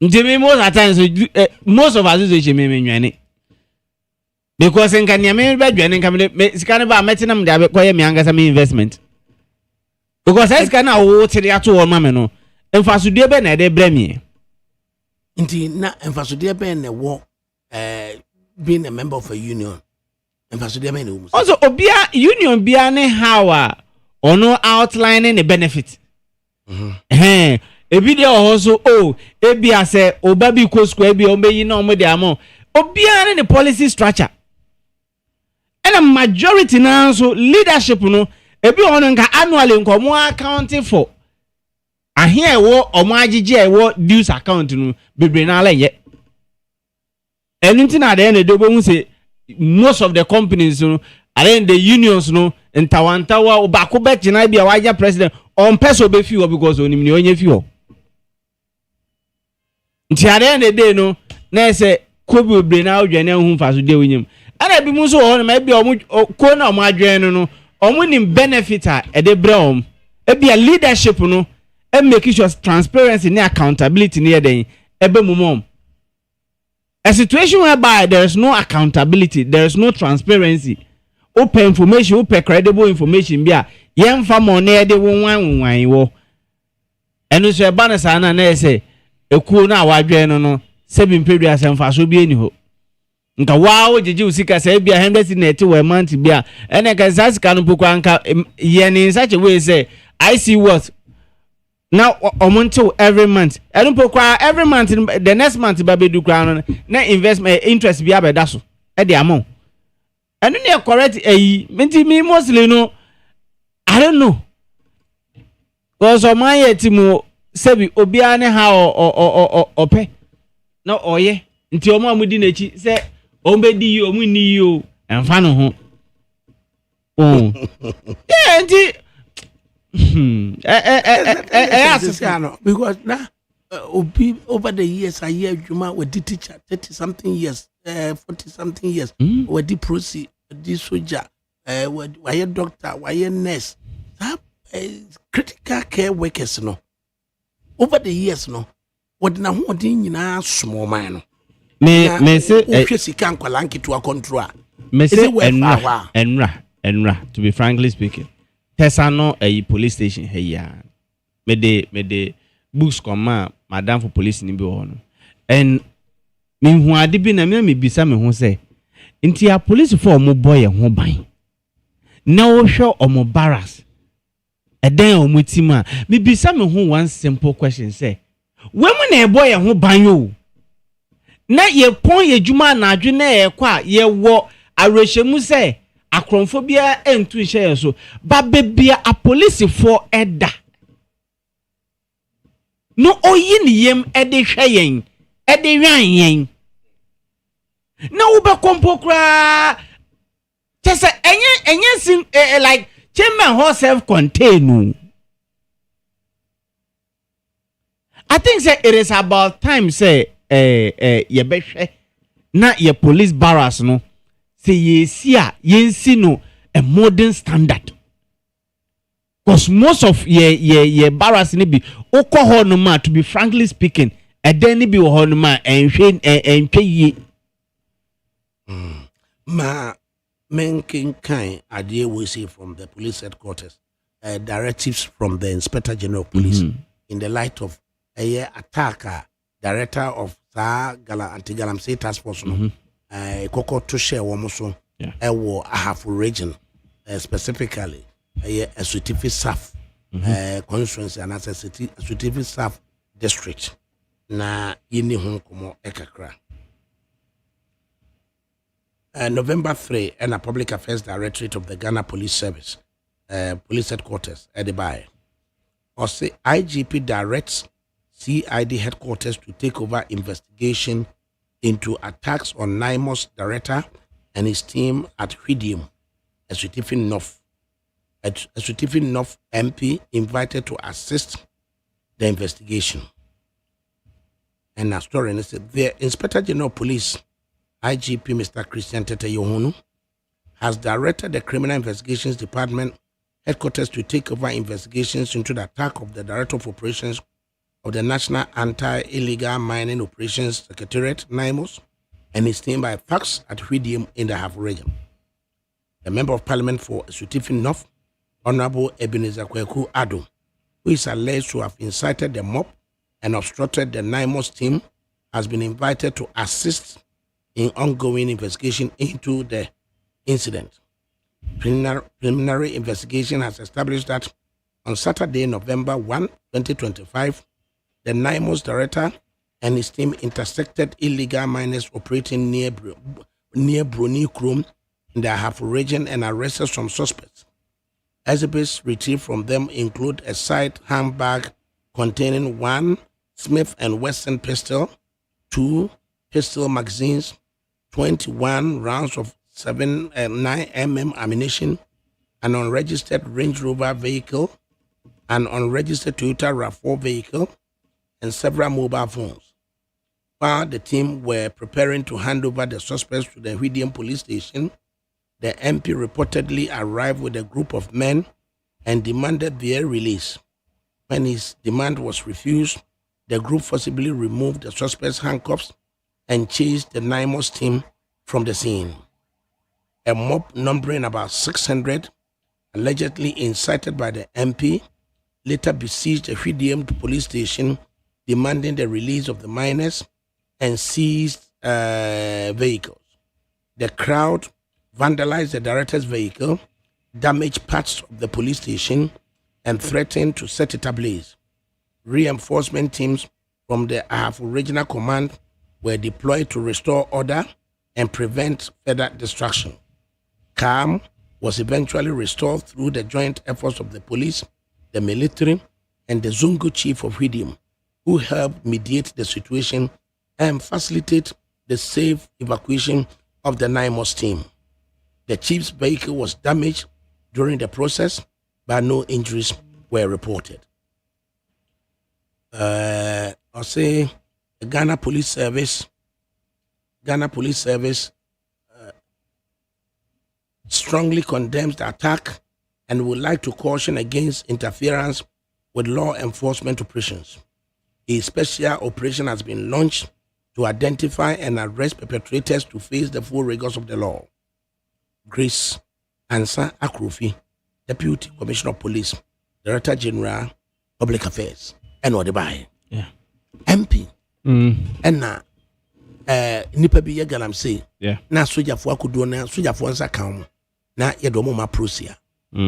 Allegedly, principal say wakofa nipa say ye meje microphone in free a principal ne soja fo ne nsam. What are your thoughts? Okay, me emra najo minya a full detail of information, you know. You see, we are na me kan be say His Excellency John Dramani Mahama a dead pefi say how or per se at the end of the day, you know, the issue regarding Galamsey, you know, ye be kodin na your forest reserves ne your water bodies no ye betimi nya eni krogen e de ama ma mu ni nyina na ye nya nsuo pa e de anom and ohwe ye te NIMOS no ohwe hawa omudi omodwuma sifa na at the end of the day omu briefi omamu ni nyina on social media hawa enuomasi ko na ohwe sector beauty said the good ball led by Sami Jemfi no omoboa no mode akade de boa mo say ye nyina pese Galamsey ni yetu ase na ukọ EPA under the leadership of the CEO na ohwe hawa ye de akade de boa say at the end of the day no Galamsey na ekun etia oman no na ese yensu na ese ye forest reserve no ye bebra no ase na yetu ase enti under no circumstance obi betimi asori akase ono de ne omampanyi ene ne government epese ye kono ono de ebia oye timamuni ana oye party ni benti no ono no oni so. We will not allow anyone a personal interest to distract the good works of John Dramani Mahama.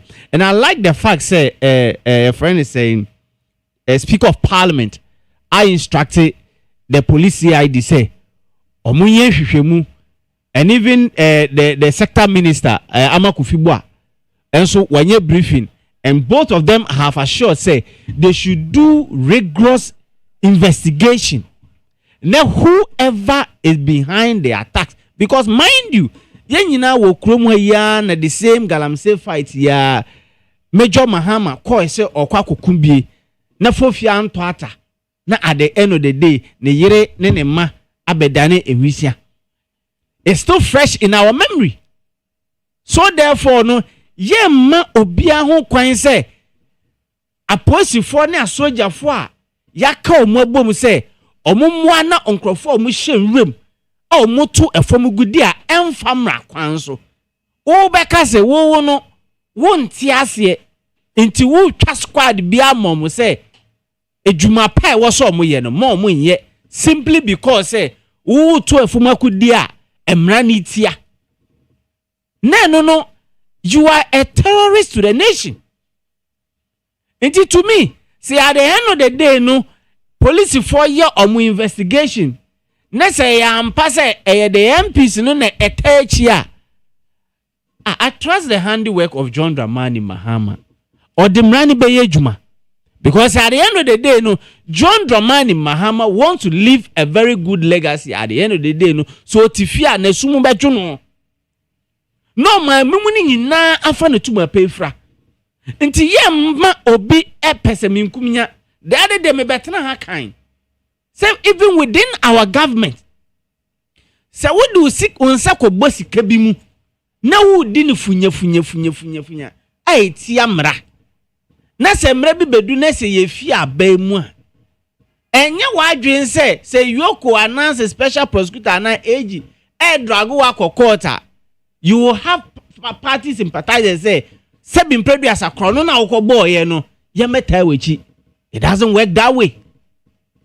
The issue of say all party are the same na way ba obeja, you could see how the previous government omo with this KBM famra kwanso na ohwe how yoko ne your friend say attorney general edu omo court eye enti at the end of the day ene say ye ku okuden edi etia etu galamse ase a na se 9 months na omo kwakwadi omo adwuma na se benya nkrofo kuma bi na se omo betu ahye omo so say omo no omo ho kwan amomu ni omo adwuma.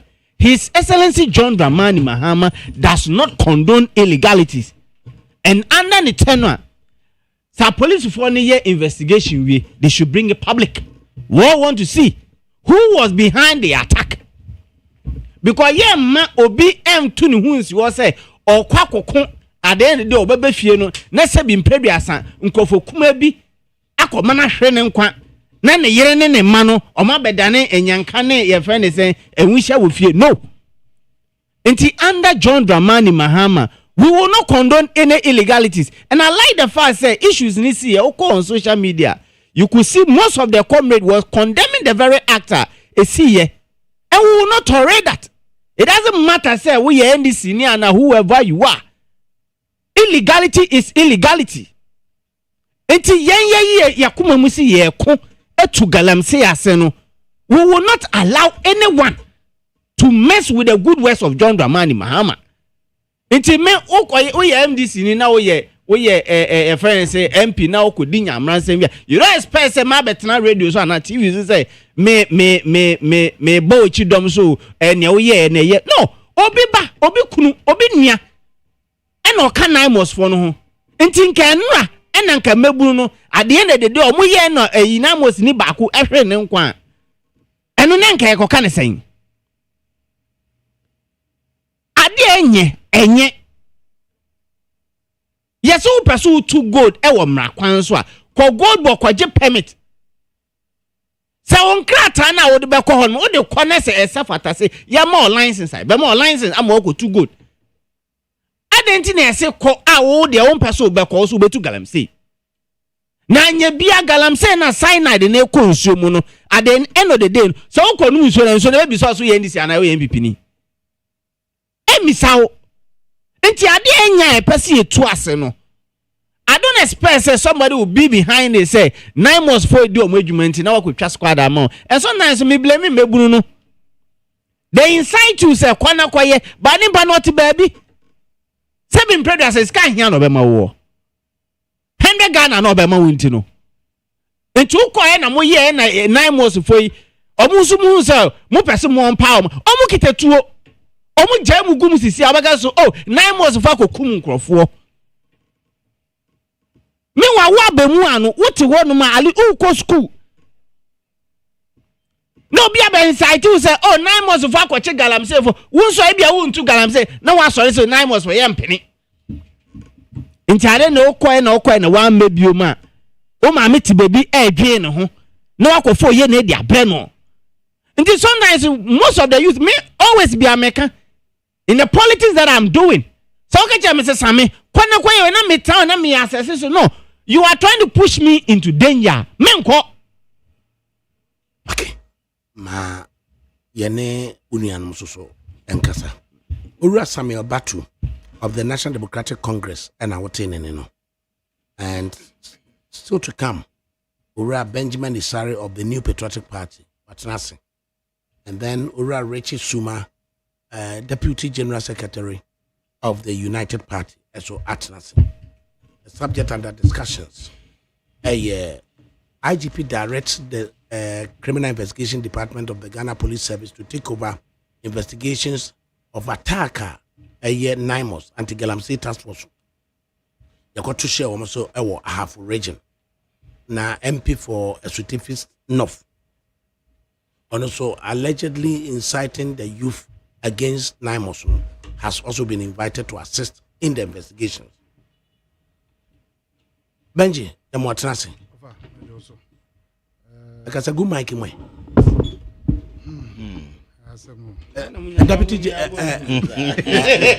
Deputy General, Mwatanasi. You are Father Carey, you so.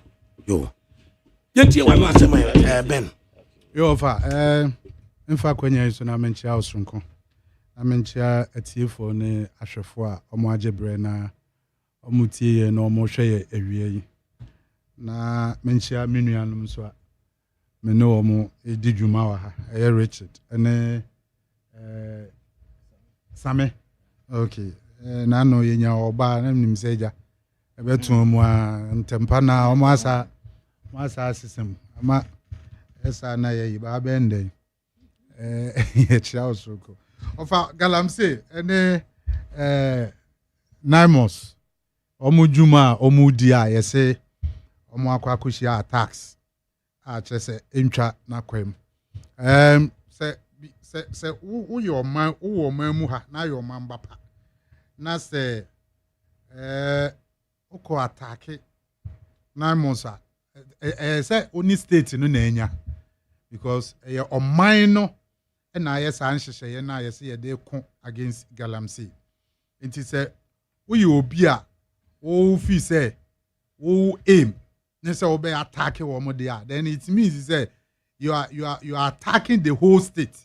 And I said the nation, you yourself, no him say 9 months now okwakushia wo mo na and I say ono wo kwakushia okwako tete wo mo na te say ne wo ne oman ni nyina na ekwakushia na offer enye ensem fata enye ne papa mu say yebe tu anamo bi sa na say galamsey fo no betimi adi sa adwuma no offer galamsey no eni ekosu enye me wanwon. And then your first time of Fasania we kosu. Okay, Operation Gallup stop. Yet the same thing. First year, no, first 6-7 months in Edikano. Now we muhanwa ye butu, especially galamsey site. Baby, ye galamsey wo hope piano. Na dumana ye gidi na de bia stories. Omo ye say ye attack omo attack amanfo, omo seize excavators, omo seize this, omo seize that. Omo siziama ebe ye topic of day nam kromo I say Operation Gallup stop ade a omo ye adwuma 1 year fi ho no mo kono na kwa ye boachi bidin enti ade we ye ekoso sesi ye ofa enye me nwanwa na you see eno na da bia mpanimfo ni bebre kan ye no e ba ye yi na ka etimi enya political world no ene ye call it state of emergency ne ye ye nyina ye nya galamsey na yenhwe kwan papa so ne yemfa proper measures engu na kwam na yensan start dwumadie ya kaminim se ne yekoso nya de yebesi because anema we ya try ni nyina bi ya ye ni nyina bi eye the same old story recycle na ye se enya de ya galamsey yes no sa anema we ye ekoso no omo ayi omu hu ene omu nsuro enya de ya omu suro wo ho se omo ye because omu nim se akwa ye the norm eye business as usual sa na da bia ekoso wo mamu ha enti wo mu nsuro na keba ne sei na police fo ne asojafo a omo ba bebo ye nsuo ne ye nsase ho bai na Ghana ni no anya kukuduro se okwa attack say nipa no because omu dwumadie na omu di no sika omu nya na edoso eso ɛna ɔfa ne ɛkɔ so ne nyinaa no sɛ nyɛ mpanimfoɔ ne tae ne ɛkɔ so n'akyi a ɛnya deɛ a ɔmo betimi ne police ne soldiers foɔ no asi ani da politically no party foɔ na nkasa political parties ɛwɔ ɔmo amu ano ɔmo a na ɛhyɛ galamsey yes n'akyi ɛna ɔmo tu so they have the powers to undo and do because ɔmo nim sɛ you scratch my back a me nso me scratch your back nti NDC kɔ MPP kɔ NDC aba NDC for na tie gum ama sese ne galamsey ne de left right center sa na monsu de gymnastic bibi keke ne de aba betete ho de galamsey no kosu every day even though kura no and anu ya story one of your radio stations peke ne app na monsu na nkasa call one of the galamsey sites na omo akofa pumping machine baako aba beto anim na omo ahye no na fuel tanks esisi ho any other pumping machines esisi ho no na omo agya no honom na omo de saa de na bani mu aba behye sene omo ye bibi because saa galamsey site na omo koye no ade a so powerful panimu bi dia enti omo antimi anye ne ese so omo ye ena sese no omo yi aba beto abonti a kire se dwumadie no omu di no nhwehwe animu adwuma yenim omo a site we yi omo dia ena yenim omo a site we yi omo dia enti omo kɔ a site ni bi wo honom a ye nkokora nkɔ attempt se ye kɔ honom akɔ ye ho adwuma enti ofa ne ye kɔ so yi enya dia a ebesesa bibia me ne me se ye wura John Dramani ma ne se ene mpanimfo ne omo ankasa nsɛm omo ka opposition said the last resort adia ebetimi ya ye bibia wo wiase ni aka ye betimi aye e de abo galamsey ho bai ene se ye be call state of emergency they say ya te say mpanimfo ne oman no omanpani ahada be ka kire say state of emergency no enya de a eye option say ye be ye enti no ne omo no fi say omo be ya ma galamsey no to atwa no ene 9 months omo ye adwuma ye ma 9 months for ne kwan me to me ne de omo no ntime nya adwuma ne ma ye nya enye successful eno emfa because ahoden na galamsey yes for ni kura no eso sene 9 months for no enti omo ntime ne omo mfansi ani na no ya one of the good board chairman me we are mepeke story na o say river guards for na ya fa omo no aban ni to omo ka 2005 enti omo ko ho no a galamsey yes for no omo compromise omo ama galamsey yes for no e ma omo 5,000 a month enti river gas for ni bi wo ha se omo nkwadwuma omo konso omo kwotena baabi enya de a omo report de am oman no because sika ye de ma omo no is 1,500 Ghana cedis a month ana galamsey yes for no omo ye illegal mining wo nsuo ho ne ade no omo mom no omo compromise river gas for no and omo 5,000 ye board chairman na num ton mehwe no city news on the baba kan ye enti na kire se ye koya na se ye bai adwuma na nkasa ye no ye adwuma no anidiso ana se ye ade a ebetimi aboa oman no sorry enti se ya mfa ye na ye nsi fam as oman na ye nyai politics na ye de galamsey na ye ne dia ofa ye betena hanom for years 10 years ne ye timu sesei no enu amu ne ye betena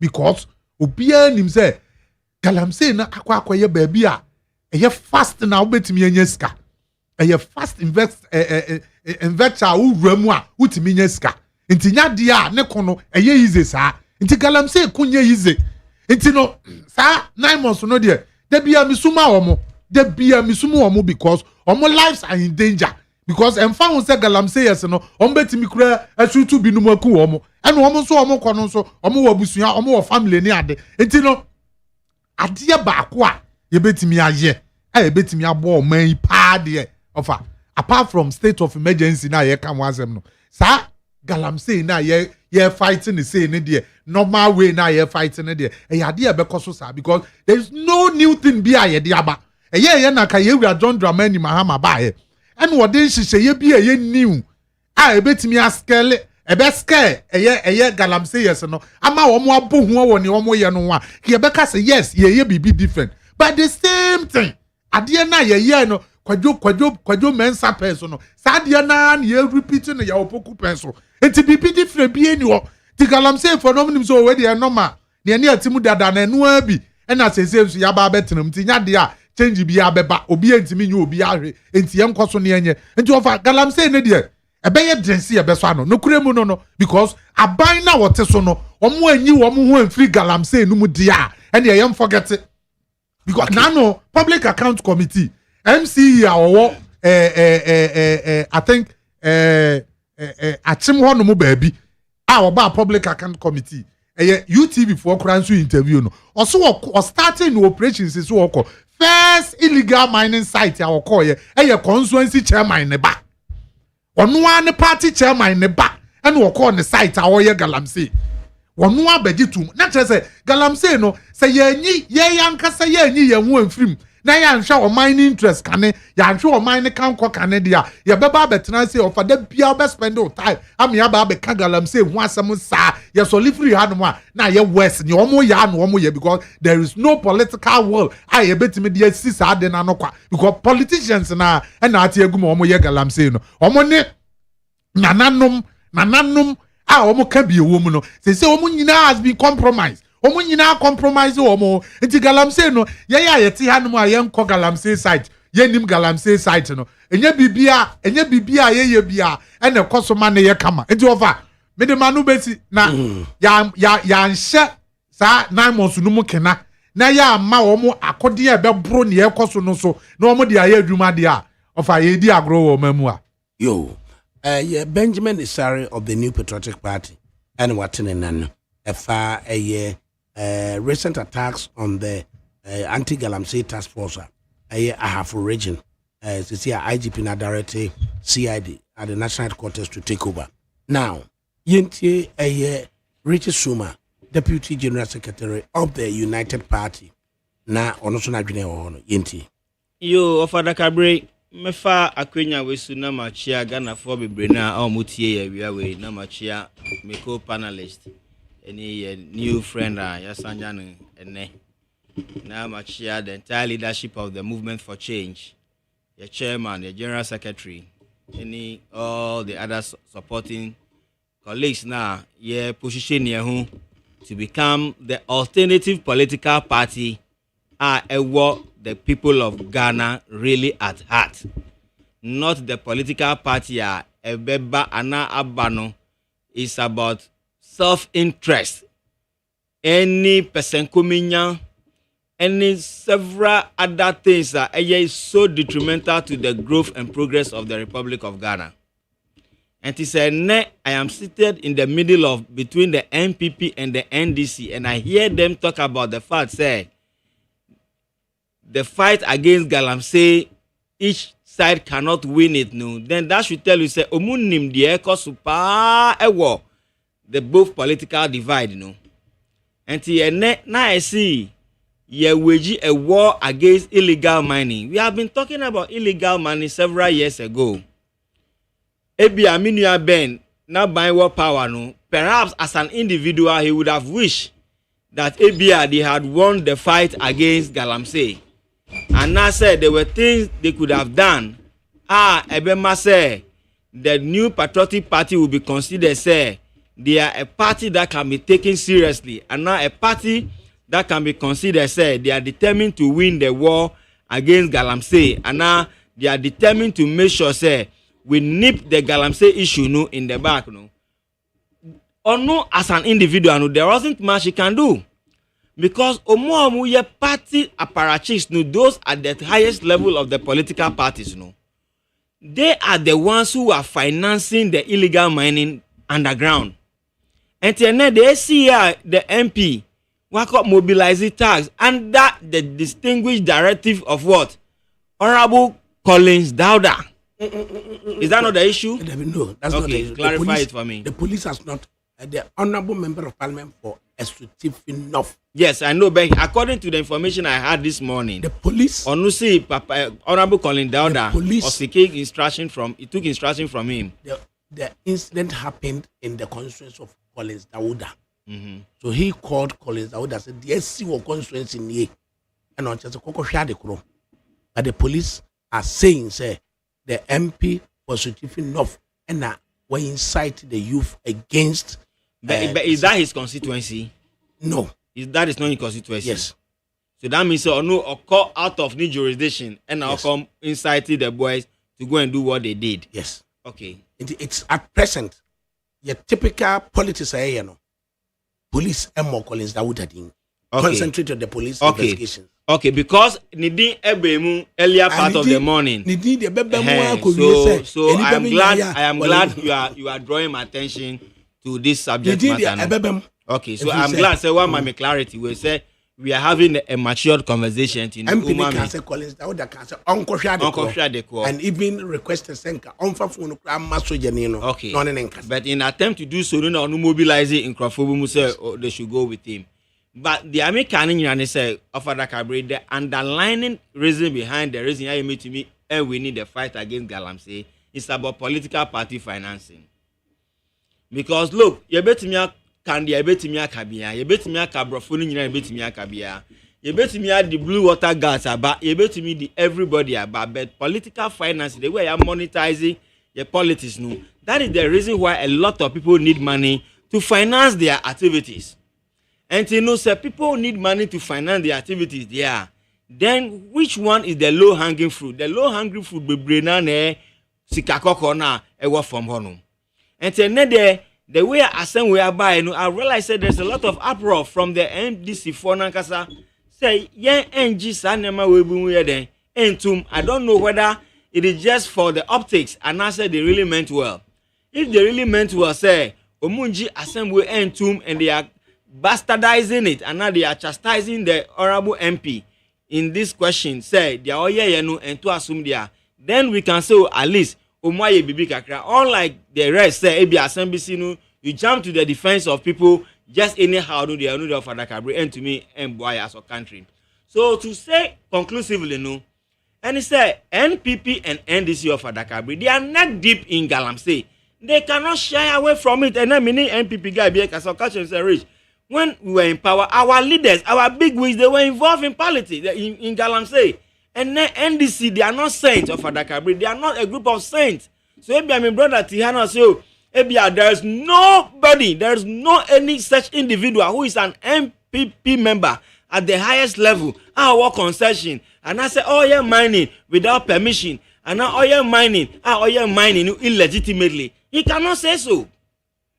He cannot say so. So out of all the top hierarchy, nobody is involved. So the Ekache Ghana Fund say, look at an alternative. Look at an alternative until you bet me build your mind way for the citizens to tell the politicians that we hold the power. The power is vested in the citizens, not in the political parties. And to no say yeah pair. You bet to me a different political party. Now onto me and bringing about a new conversation around how we can fight this canker called Galamsey. I think that will be the world order. That should be the new direction we should be looking at. But you say NPP phone him say the way omu pre-omu here and now we share video be Honorable Dr. Baumia, His Excellency former President, Vice President. Or see when they won power the last time, they gave opportunity to people to make money. They gave opportunity to people to make money. Which kind of money were they making? Opportunity bank party and Orimomu. They were giving them things that they were not eligible to get. They were doing things and then Abanu had closing eyes on it and allowing them to do whatever pleased them. So we say that let us let the political parties, especially NPP and NDC, know that we are tired of them, of ADAKABRI. The only reason why we are tired of them is that they have been lying to us over the years. And then I may be some who say, NDC Eka said we are going to win the war against Galamsey. So for ADAKABRI, have they told us the timeline? Have they given us any timeline to suggest, say, oh, we are going to use at least 2 years, 3 years maximum to be able to bring down the turbidity level of our river bodies so that polluted one in say net turbidity level no any about 20,000 NTU. You be free about and not 2 years down the line no net mean about to at least about 5,000 NTU. So if that is the benchmark now must set then we can measure and hold them by their waist.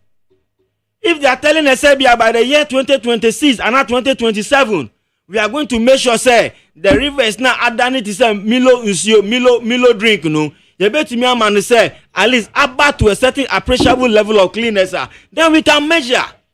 If they are telling us all the forest they have reclaimed, no, they are going to plant teak, they are going to plant timber, they are going to plant whatever they are going to plant to reclaim the land, no, more this number of years, then we can measure. So for ADAKABRI, they are not giving us timeline. And as civilized as we are, as educated as we are, no, let us hold this government to give us timelines. Umami timeline. Now to me the timeline. Ed Mao Emrebi. Now Emrenu Su want to me deliver. Then we can hold you. But they are not saying that we are fighting the fight. We are going to win the war. And at 9 months, massive military for Eddie Omako baby. Look at what happened.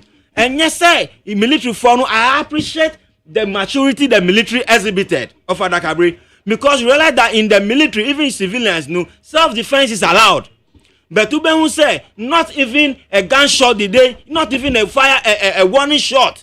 So that means they demonstrated a high level of what? Maturity. And whichever will be no, yembo mo abaso say, o more control and same way say and escalate. If it were other way around, that this issue could have escalated. Obe one say, you see, Adani violent, ebi we will not the idea. And your best right. Say if my last point.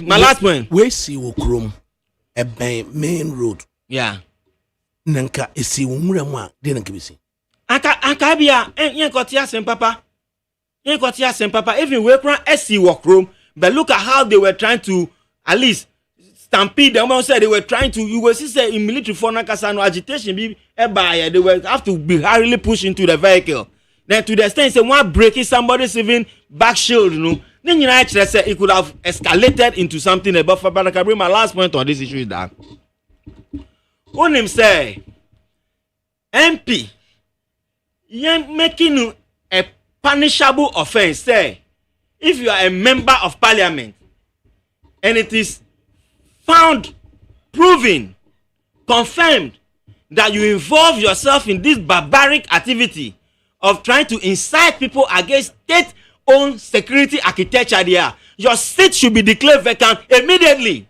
You should be dismissed from parliament because such elements are not good enough to be a representative of any group of people. Nipa no mo ye bone no, omo ne to aba. Endo mu wie na obeka so mani nyina bi mu na ogina sa nipa kro na beto ama no. Sensitization be ne ye sensitize en crofo say obi hye soja tade ejina mu ma oman Ghana. Yes. And na ye nyina ye gitum say galamse ni nyaade papa. Name of selfish people been na war. Audacity ben no. Ako confront no okutatuo wa acte. Okutatuo wa acte. Tunim so wadi nkonim. Echina I didn't bet me atu yen. So for ADAKABRI there should be some disciplinary action against the MP. Assuming say it is found true say or no or mobilize it don't record it there. I shouldn't expect say those CID has invited him, no. But you see the August House of the Republic of Ghana, which is the Parliament House, no. That is why we call them honorable men in the House of Parliament. Omunamu Shemra and to ADAKABRI, the standard which you hold them is not that same standard you used to hold the three of us in here. Okay, you can find out more. Ugusuti Unit 100.9 FM.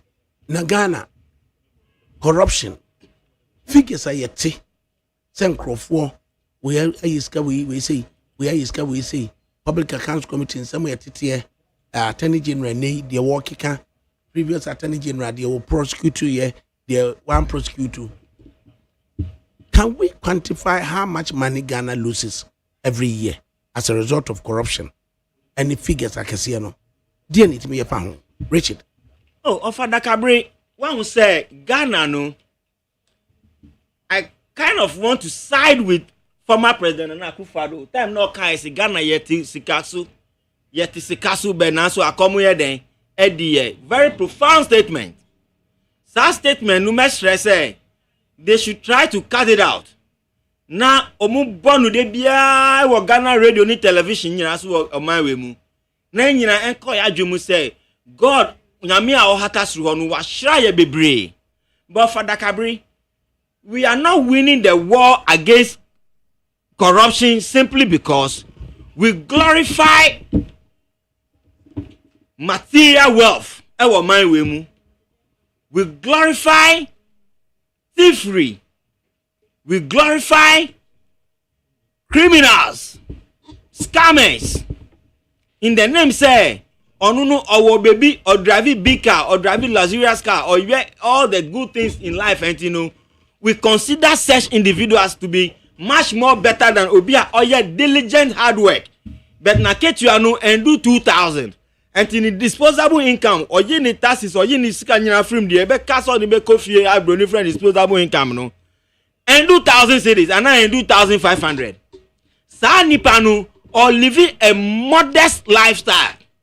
But the moment we give political position to one individual, and now your man of civil society and a civil servant position, now a position of influence, and now a position of power and authority, then the only thing that comes to my Germany say, when Ben na ye be fast wa yet me yanya sikadia eden, and they are living a luxurious lifestyle. And to usher, he said the over expenditure budget for expenditure. Your friend budget overkill. A cost who ECG, where 189 million Ghana cedi can be spent out of budget there. Then we are not a serious group of people. Then you deliberate. Me catch you say your tax basket, you know, is like a funnel. And it's a funnel. You usually this so good gallon mu. And the uba usisa resources ni na e ko funnel no mu. Na a sunny was here. Na a sunny was here no. A sunny into the individuals their pockets there. Where do you think the country will get money? Say basic infrastructure, schools, hospital, road, accommodation for civil servants, building a fast track train network, building an aviation industry, building a telecommunication industry, doing automobile, doing things that you bet me a boy one kasa basu say we are doing something that the world can recognize us for. No, Father Kabri, corruption is thinking in this country. Omainu corruption no aji omainu tem afa. Omainu are sinking in corruption. Why is the country sinking in corruption? They be a mikache mu na mu a lawyer for Father Kabri. The burden of proof, as you call it in the law or the legal jurisprudence system in Ghana, say the burden of proof must be on the accuser but not the accused. Then we cannot win the war against corruption. Because what happened to the Cecilia Dapa case, you know? Cecilia Dapa my justification is a sikani ni in lobby ewewu and I say anani papa be awewu anani brother be awewu. And the state is not able to prove beyond any unreasonable doubt say their obano ekanu na mamini ekanu eyentrua asem na kosi saying asem no maja, it is even forgotten, it's dead and it's buried. Ideally, burden of proof no should be on Madam Cecilia Dapa that we have found this quantum of money in your house. How come the money is there? Say who see and you'll be needing more crapona, then we must trigger audit. And if you trigger audit from the source, you trail the source of the money. So see a harness can if you're betting not trailing, there must be evidence to suggest that Sika way free her and never pay our account one and pay our own passy. But ye boss and wake up for football and ye parking the two baby. So Father Kabri, until we look into the law and make sure say the burden of proof must be on the accused but not the accuser, yet to me we need a war against corruption. And then again, society nakasa yewomunu. The same people who are crying today for corruption. The same people are forcing the public to be corrupt. Why am I saying so? Because who are we a public servant? Who are we a ejuma or civil service secretariat? Mu indoctrinating politicians no. Of Father Kabri Osha Public Account Committee, Osha Revelations are ebaho, and the quantum of money that is wasting in this country. Sika pim billions are PPP cost of my way. Echo waste our my way no. It is pitiful. Say we go and borrow $3 billion from IMF. Is it not a shame? Is it not a disgrace? As a country say, you could borrow $3 billion. IMF. Now money conditions are signed there. To swam because they know say $3 billion now. Babeji kraponu. To me shasuye. So school now ya calling you now my women. Ya the yeden. So Father Kabri and the last one so that my brothers will talk is that let us be serious with the fight against corruption.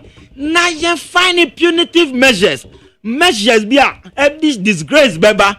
Measure be ebetumi amasa nipa no o wiasika no kra na yenya se wa wiasika we should confiscate nipa ni asset ni nyina empa nipa no da su kra ponu we should confiscate it yen sisi ni nyina ntuma ofrakra no yen ji ni yen render ni naked because ye glorified corruption na yamfa punishment kese bi and to say corruption must be made to be scary and honesty must be rewarding. On my way, we don't reward honesty.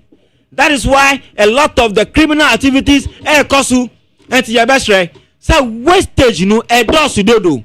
Wastage endorse dodo. And this never by mu. Your best right say they should control the corruption.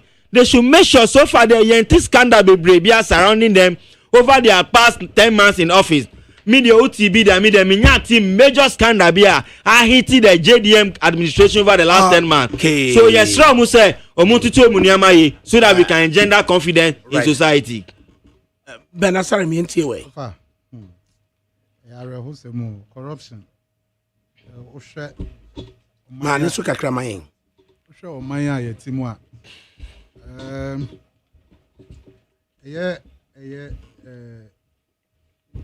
Ghana Anti-Corruption Agency and GACC. Offer every year Oman will lose 3 billion Ghana cedis every year through corruption. Now say 3 billion yet me call IMF kopo 3 billion. Are you talking about 3 billion, my brother? Yeah, that's 3 billion. Cedis or dollars? $3 billion. Yes, you are talking. $3 billion every year. On my way, you say you lose through corruption every year. Now yet you woman, now yet me koko bobo siya or IMF. Yet 3 billion. Now ye your maya yet every year beyond you lose 3 billion Ghana cedis a year. Of I know my ben yetim. No fa nye yapa ne say, nye ya ne say politicians obu memuha. Since Fourth Republic from 92, of a politician being one more court of competent jurisdiction, and in a court to dinasem, near money 8 years, 10 years, 15 years. Now what's me a Chinese J term net that of a busy year. When I a lawyer, competent one as that of a no politician. And ya jailing so unconscious and as uncle jail. Near money 10 years, yaman 15 years, yaman 8 years. Now we're turning in other. Party na nkasa na say political party na nkasa beba na sa politician na dance and women no yama na amnesty. Yes, based on health. Based on health. Near the amano e be 3 years 4 years no atwa no okofie. And so ordinary Ghanaian na mo abonten okofo obi ade ne man 3 years. Ya mu obi 10 years. Enye so okofo obi ade ye papa. Ba wono na wakofo obi ade ya man 10 years no. Obi twa 10 years ne pepepe. Ama ne time na so ansa no waba. But politician now, when we are mine sika, I yet me crowd na court, near young wounded na court. I court to actually na simwaka sampa, where do wa mine sika. Na young man be 10 years no. Ubon se party na ankasa, and I buy no tesono. Ebe kwa command amnesty say, oyare, on tiapo, enti ye yina befie. Na we be 3 years, 2 years. Na sika na we are no abefie no abedi. Na sa niema we ya ye ne. Ebe de ni etimi abo mine sika no ho ban. And if Shaniama air coso, see catchy dear, I can be walk out. Say no cre, say no cre. She sike free mover. A true baby cry now we or my bapana yam washo. Since he carry ya, Attorney General no my neighbor bossono. A yam passe, and the padders and yet to mine anymore digane sika. I sikaning yanedia. Sika says a dear puntu or memoir. Then nipami no nipamiensa, or what me chesikane at the expense of the state. Na ye mum ni yebre na ya sa kwa akopɛ bosia e dia sa ba o mamu ha enti da bia ye pɛ bosia ne ba na manfo odi of a civil servant civil service for no ho na kɔhwɛ one of the ministry me nya akwanya kɔ ho of a kɔ so omo de omo budget trewa traveling expenses hotel accommodation efa almost 30% of omo budget. Na so omo fi ha na se bi omo kwa akwa adwuma e wo takra de omo kwa meeting ye ko ho se ye kwa meeting for 3 days unim say hotels no ministry no omo charge in dollars.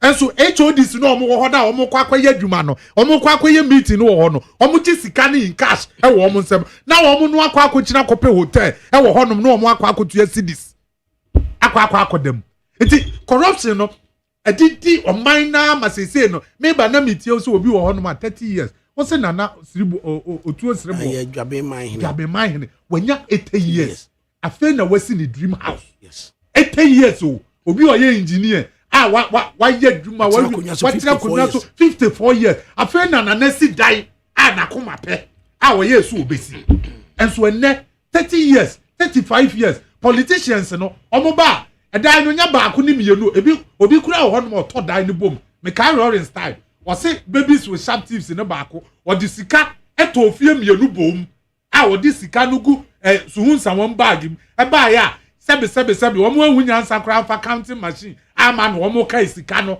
manually no wọ́n mo kai sika no politician no susu oye information deputy information minister or se minister eto ejina ne na mu eto ofie mienu na yeto wọ́n mu dia that say politicians no na akwa ye problem amaye because say when your politician na say civil servant for the bar offer omo ba ombe ye fine wo wadwen ko wo mo adwuma omo ye so nti so ofin say we minister we CEO we MC that's omo ba na so omo blow Brian envelope say sika na omo de abre no say wo je omo no be fat times be 100 because e ba sa wa compromise o nti omo digu account mu sa because nti me check wo mo enti corruption no e yade from firm from through fam ye nyina ya corrupt a minor ye corrupt minima de kura ye betimi aye check ba bia sector bia be fa bia ko GFA aye bomb ko ministry of health aye check e bia ne sa kando ne light wave for e de ko basa sika ye de am omo so omo mfa nya adwuma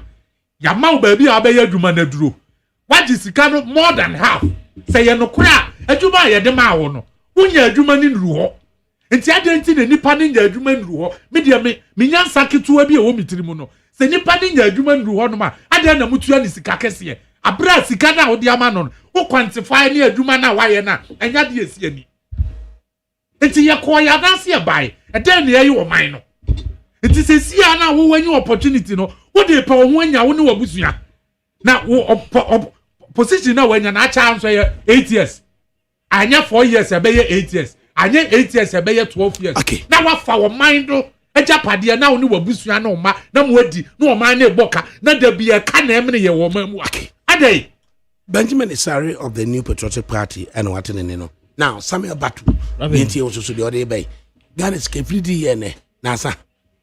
You see, when it comes to the issue of corruption, it is one thing I don't condone in any form. That is why I always say we are an appointee. Let's say almost can be for us and was say for on Sassy. Let's say maybe a brand new dear and new bedding because one, just look at how a bimo can be for Massy. Skebi omudi and was omudi says cano. Sikanka was say mame for mo supply food ma buffer stock for na ye ntua mo ka no mo ba so ye sika ye ntua yo nanso no bi o sector na ase no onu mo mo fum sika no nti enne say emrane wudi a do you expect say me bra no wo e friend say MPP mu a sebi say sika no wan ta free bie onu no metena DTFM no o mo echi dom so o ya de say o man sika yes ye de share won say fe di djuma na wan fe ni no onya wodai esi en nano na me hwe public account committee and as abaye bibi say as a show bi ena ye yidi a kire o mamu ni nyina because how say obi timi betena se na wo hwe so hospital baby awo no nimpa na wu tua ne kane nimpa na wu wakọ bonsan uwie ya every month 24 months who say tua ne ka no ma betena public account committee no ma kanetrala sa no mo ko yehu eso asudia edi bomb so that is why the other day I like the fact say His Excellency John Dramani Mahama no say no it's unacceptable. There should be drastic measures at the end of the day no say nipa sikare fa na say obi be fa asoye no e wasi ye friend neighbor na mrani ni di because over the years me who say public account committee ni abekire sika ye di wo honum obi edi o hwe ye friend say recently confirm no che die na wo betena say e friend say monitor one toy nso sika no wedi 40,000 wedi wonya nkoto nso sika no wedi no abeka na trala saa na at the end of the day no normal pon eye show bi na mu yi a kire ya na sesai na nimpa no odi sika no emre bi antwe na so nti obi so betra ho no ma na adwe no so me di sika no pokra ba ho fro ba public account committee o mo ba meka so assementi na di sika no na ekosa. It is about time say the way John Dramani Mahama proposes say we should have a specialized court, fast track court. Any corruption related issues biano emfa honum. Because anya ne sa na ekasi ye dey fa normal court ahon. Hwe oma journey case ni sa kosi say power will transcend to the another friend they say political party bia obebe biom. Na ni pana fa ni hwedi. It's a specialized court now. Time frame that was a case in a bedi we ni ma 4 months actually so assessment mundi asem we na hu baby I was in serve as a deterrent to any appointee bi obebo hu so no there is a specialized court for corruption and corruption related cases into obeta ho no ma onim se masame bo ochina ye mfa me mfa normal court ye de be mfa fast track court a man hwe ya makodem into obi abehye no ho so because anya ne sa nke be ye dan anu na flowing from ebi wia o man sika na ye de ye ebobu brado. There is this Ghanaian a former footballer Gerald Asamoah ne maami fra Asante Mampong ne papa fra Asante Mampong na ono de of German doctors na wode o ma bagana na Ghanaian kids are more heart related problems na omo besiano. This time round obaya no bankran and akoba say 25 kids this time on Fanko Asante. The German president recognizes the efforts of Sir Gerard Asamoah, and the German president intends to visit Utumfo Osei-Tutu Abibio Asante. Yeah. And as requested, say this time round no opposite Gerard Asamoah a canon now ordinary Asante. The doctors are already in Accra. Exactly. Our mobile operation there are 25 kids with hole in the heart. Sikadi be brebeno. Abeni be say young Ghanaians and so unyame e bless wo mo a omo the blessings so ema omunuanom e wo Ghana. Your thoughts? You see, obi ohonuma o pepa so obesom ne man. Na ohwe ebia bebi ofide ba. Na nyame apege na kodum premprenso bi. Na ohwe mobro wani bi say na e de na koma so. Incident ne maame ewu ne papa ewu. O ezal enti wahu. Enti ono no nimbe bi ofri bawo. Enti mame manya akwanye bi say na o. Mame mwa afofofo. Obi nso wo hono ma bi nua say nyina wo politics mu. Wone wadanfo bi a wone ne bonkosu atafre. In opposition crowd no be frɛ. Onya the break kakra bi a president na pro kakra bi o 0.001 bi di amano so je. Eno be hu ehun ahomaso ne akakabensem ne ehun kaneba. What you say? Into onye scan be of so me na minyan but oni opepa oni hu enka bebi ofi bai. Into obi say ebede na samombro wa na okodambo kra na oka say brai nyame hira nyame hira no. Enti mamefo na ebia ne baby anya hole in the heart na oni baby ankodi na sempo kra kono. Ene se man yi and now one also na say a doctors for ba no mo hwe ni for free on tua sem friend say peswa mpokra na sa ma me no koda na obompa be de na nhira no ba se wo hye baby na wo fum sika ebi obi japade na wo afokoti kwa mi so because of say wo na tumi hya wonsa na wa chimaje ntu fi say sa nimpa na okodomo no me na enye djuma be adjuma bebre na politicians ni biye asase bi anya na dia because of say tumi hya ni nche no wakọ chinchim no waje na nimpa no ni kabi okaba fo nti no na osugu ni yem. Okay, yama Rachel Suma emremu biya. These efforts from Gerard Asamoah, what are your thoughts? ADAKABRI, these are the good gestures here in society. It's a very good gesture or render to, especially the kids. The ones that they be on my way as a country, no. We don't care about the children. We don't prioritize them. ADAKABRI, look at the children, F1 Sutherland Park, where we designate, say, a whole in the children's playground. Go there and see. Go there and see. It's a laughing stock. You'll be here when we say now tons that place now my private developer be say Obabesi estate. So they be amika say we are not a serious country because on mind be on nitima any dog ma nkola dia onye my papa bia. Anti Gerard Asamoah, your kinds are there in thousands. That have made so much money for themselves through Omusu football umboya. But they are stingy Omusemuya ding. Omuya shi ema omaino. Some of these football stars that we have had in the past that we've been sharing them no. Sika omwa holiday to mu personal bank account no. Can adopt several children with all manner of health conditions and take good care of them and God best shiramu nyame best shiramu. But omuye person kuminya for bebre stingy no dosu dudu. Gana for your omu madia o. If in Asia Ibrahim Mahama president ninuya oya doye. People were even laughing at him. So osika onim the other sika no be there. People are even making fun of him. So my brother president you man we are Ghana sika ni nyina de man ntina ono otimi chiche sika no sa. We don't know what is called sympathy.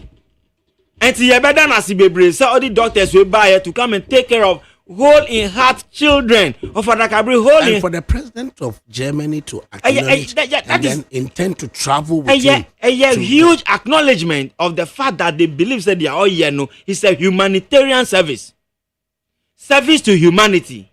And the best Ghana for no more sika bebre pimpim say they should know what is called humanitarian service. Now omuya charitable work. And to Gerard, wherever you are, Yedanyamiansi said the president of the German Republic no Ajiatum say you are doing a work worthy of recognition. Right. And if you are recognizing who they are, we believe that not only man is recognizing you, Benjamin Hatasrugonusuno is recognizing you. And wherever you are getting the money from, Bianu, God should bless you in multiple folds so that you can get it. And then Ghana footballers wemu amu bobo ewa manoni amu nyasika they pay you several thousands of dollars a week and you are not ready to do charity work there. And to assume ye nyame shirawa ka wofie for masemano no. Yeah, there was a Richie Suma. Benjamin Isari. Yeah, more number so strong. Kai say maybe drew ya na Ghana. Enyane service. Yeah, ma. Enyane service say obeba be si akan de amo man no. Em so oni nua Prince Boateng. Ba Prince de obai. Ba Jerome Boateng na ama. Gerald. Okay, Gerard Boateng. Ono na ama. Prince Boateng de obai. Ba hwe ni nyina chi. Na se wakai na chi. Ehu se kuntru hwane a na chi na okọ. Na ne die mu nsu ni. Ti se nyame ahira no na se wato ne nsem a. Ese so ono nsu yi bi ma de boa ne man.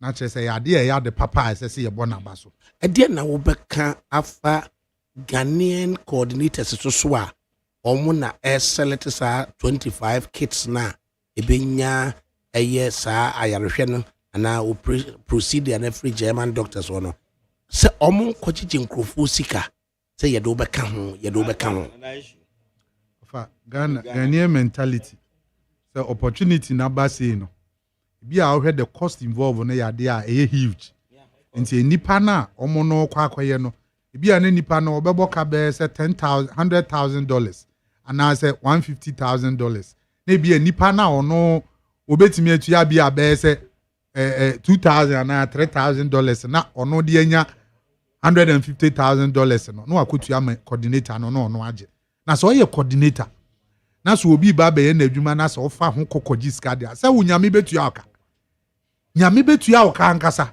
because wunya sika ni bi mfa me yenhwe nipa no ni nipa na abre ni mogani enya ni sika no so ono wo be yi bi ama na ye de ahwe nkwala na wo na ye coordinator no wo coordinating no kokoji sika de a obi ahu aka se nyame ahu na abenyi wakatu apepe ti yebeti bi se obi se mi tue sika in respect of me ba no na enso so yanhwe no of INTB we so se Ghana yebeti bi sesei me ye sure say YNTB sesei because omo a omu di animu no enhwe se omo be yadwuma papa na omo de oman no ho do edi kan because enipa dodo a e was a problem na doso. And so also only 25. You don't expect the Ghanaian handlers say 25 children no. Ebeba say ye G will be scanned in the with this one there. Me was say GDA and say omo nyesa. Men pese meji atum say ye ombetimi aye possible say of a possible no ye betimi a bibia ni wonu ma Ghana ye ntimi nye. But with this one project we aye ba ne de. Say wo ye Ghana ni. Na say wo ne say coordinate and as wo ye coordinator na hwe ni enya sa nkrofo no na this card ya menya cho se wo life nyina ho beto kra ansa na watimi a translate di edibia ko ma so ya no Richard ofu ajiji nkrofo sika no ya no mo dwene we mu David once Ghana na you could imagine say clamoring to be included in the 25 no obi be ka say obviously minim say me sure say I don't know the criteria and I mean whether they are coordinating with some of the health centers now. Also, your cardiology department, cardio department. Yes, hole in the heart related issues. These are all cardio related issues. And to me, sure say maybe there will be some mechanism. Can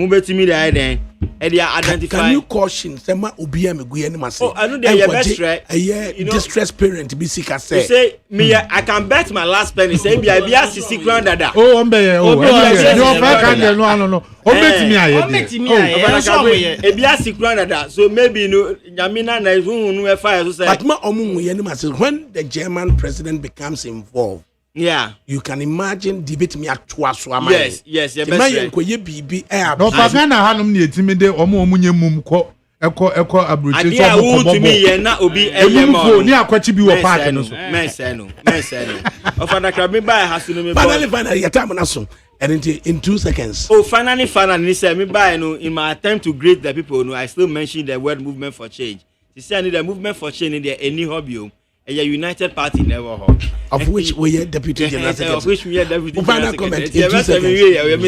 The time na so. And the woman say Bob about to say Mudi mu share party no. Ti mu bomb na mu dwane ye. Na ye party NDC, na ye party MPP. O ya bra mu dodo. Right. Near 2 seconds. Near me can say near Gerard ye no. Ya de pa. Inti say wo bia ye dia asudie na ma so selecting crofo we ban en kwaye say o kwa jiska obi ho because nimpa na kra ma me an papa mbu kwa ska na ebi ni won bukro na de akwala no isi obi ya do ya also ne obeye ne say obema nidie no kradie adadi na de na de no afoforo so be den ba be kan na ya after bia also munya mechanism a bas obi ejisi kefiri obi na say o chese confess kabra wetimi anya akwanya report to say I think say there is Madam Fubakubi or Obuase Galaxy Foundation or Bon Homodi papa because o share the way onkwala sebi ya warm na omubebi atosinu he's really doing well. You see ambokra meni o kase omu see hospitals onkwala omu wasa atibia no Right. Finally, Foundation. 1.5 seconds. You offer, that's it. Yes, Ghana had the BBI possible, then you can. But this time around, yes, President, German President Ankasa, involved. Until say, oh, I dream you, Trimu say, oh, Baba be guye ni mwase, no wako, Gigi Amanfo scansan, or Mati, or Mwenya, Aquenya, no so, Omun Subenya, we know the Asho or Momadia, yes, almost Omunyai, no more pepe, and Yeduma, because almost was a situation, of almost Dawson, almost Brancasa, Osha car, ya ne womwa, and easy. And he said 25 in the issue of you making sure say process no ebe smooth. Na yen konkoye say wo first cabra and sana wo ya sho bania de esa akra na enipa na ono atu no wazi wo say oboa no esa na nhira na wo mu no na wo ankasa no wo de no me akwa nti yes so mo so mo hwema bibia anya kama na Farmer Benjamin Isaro of the New Patriotic Party, Richard Suma of the United Party Deputy General Secretary, Nyemfasidama Samuel Batu of the National Democratic Congress.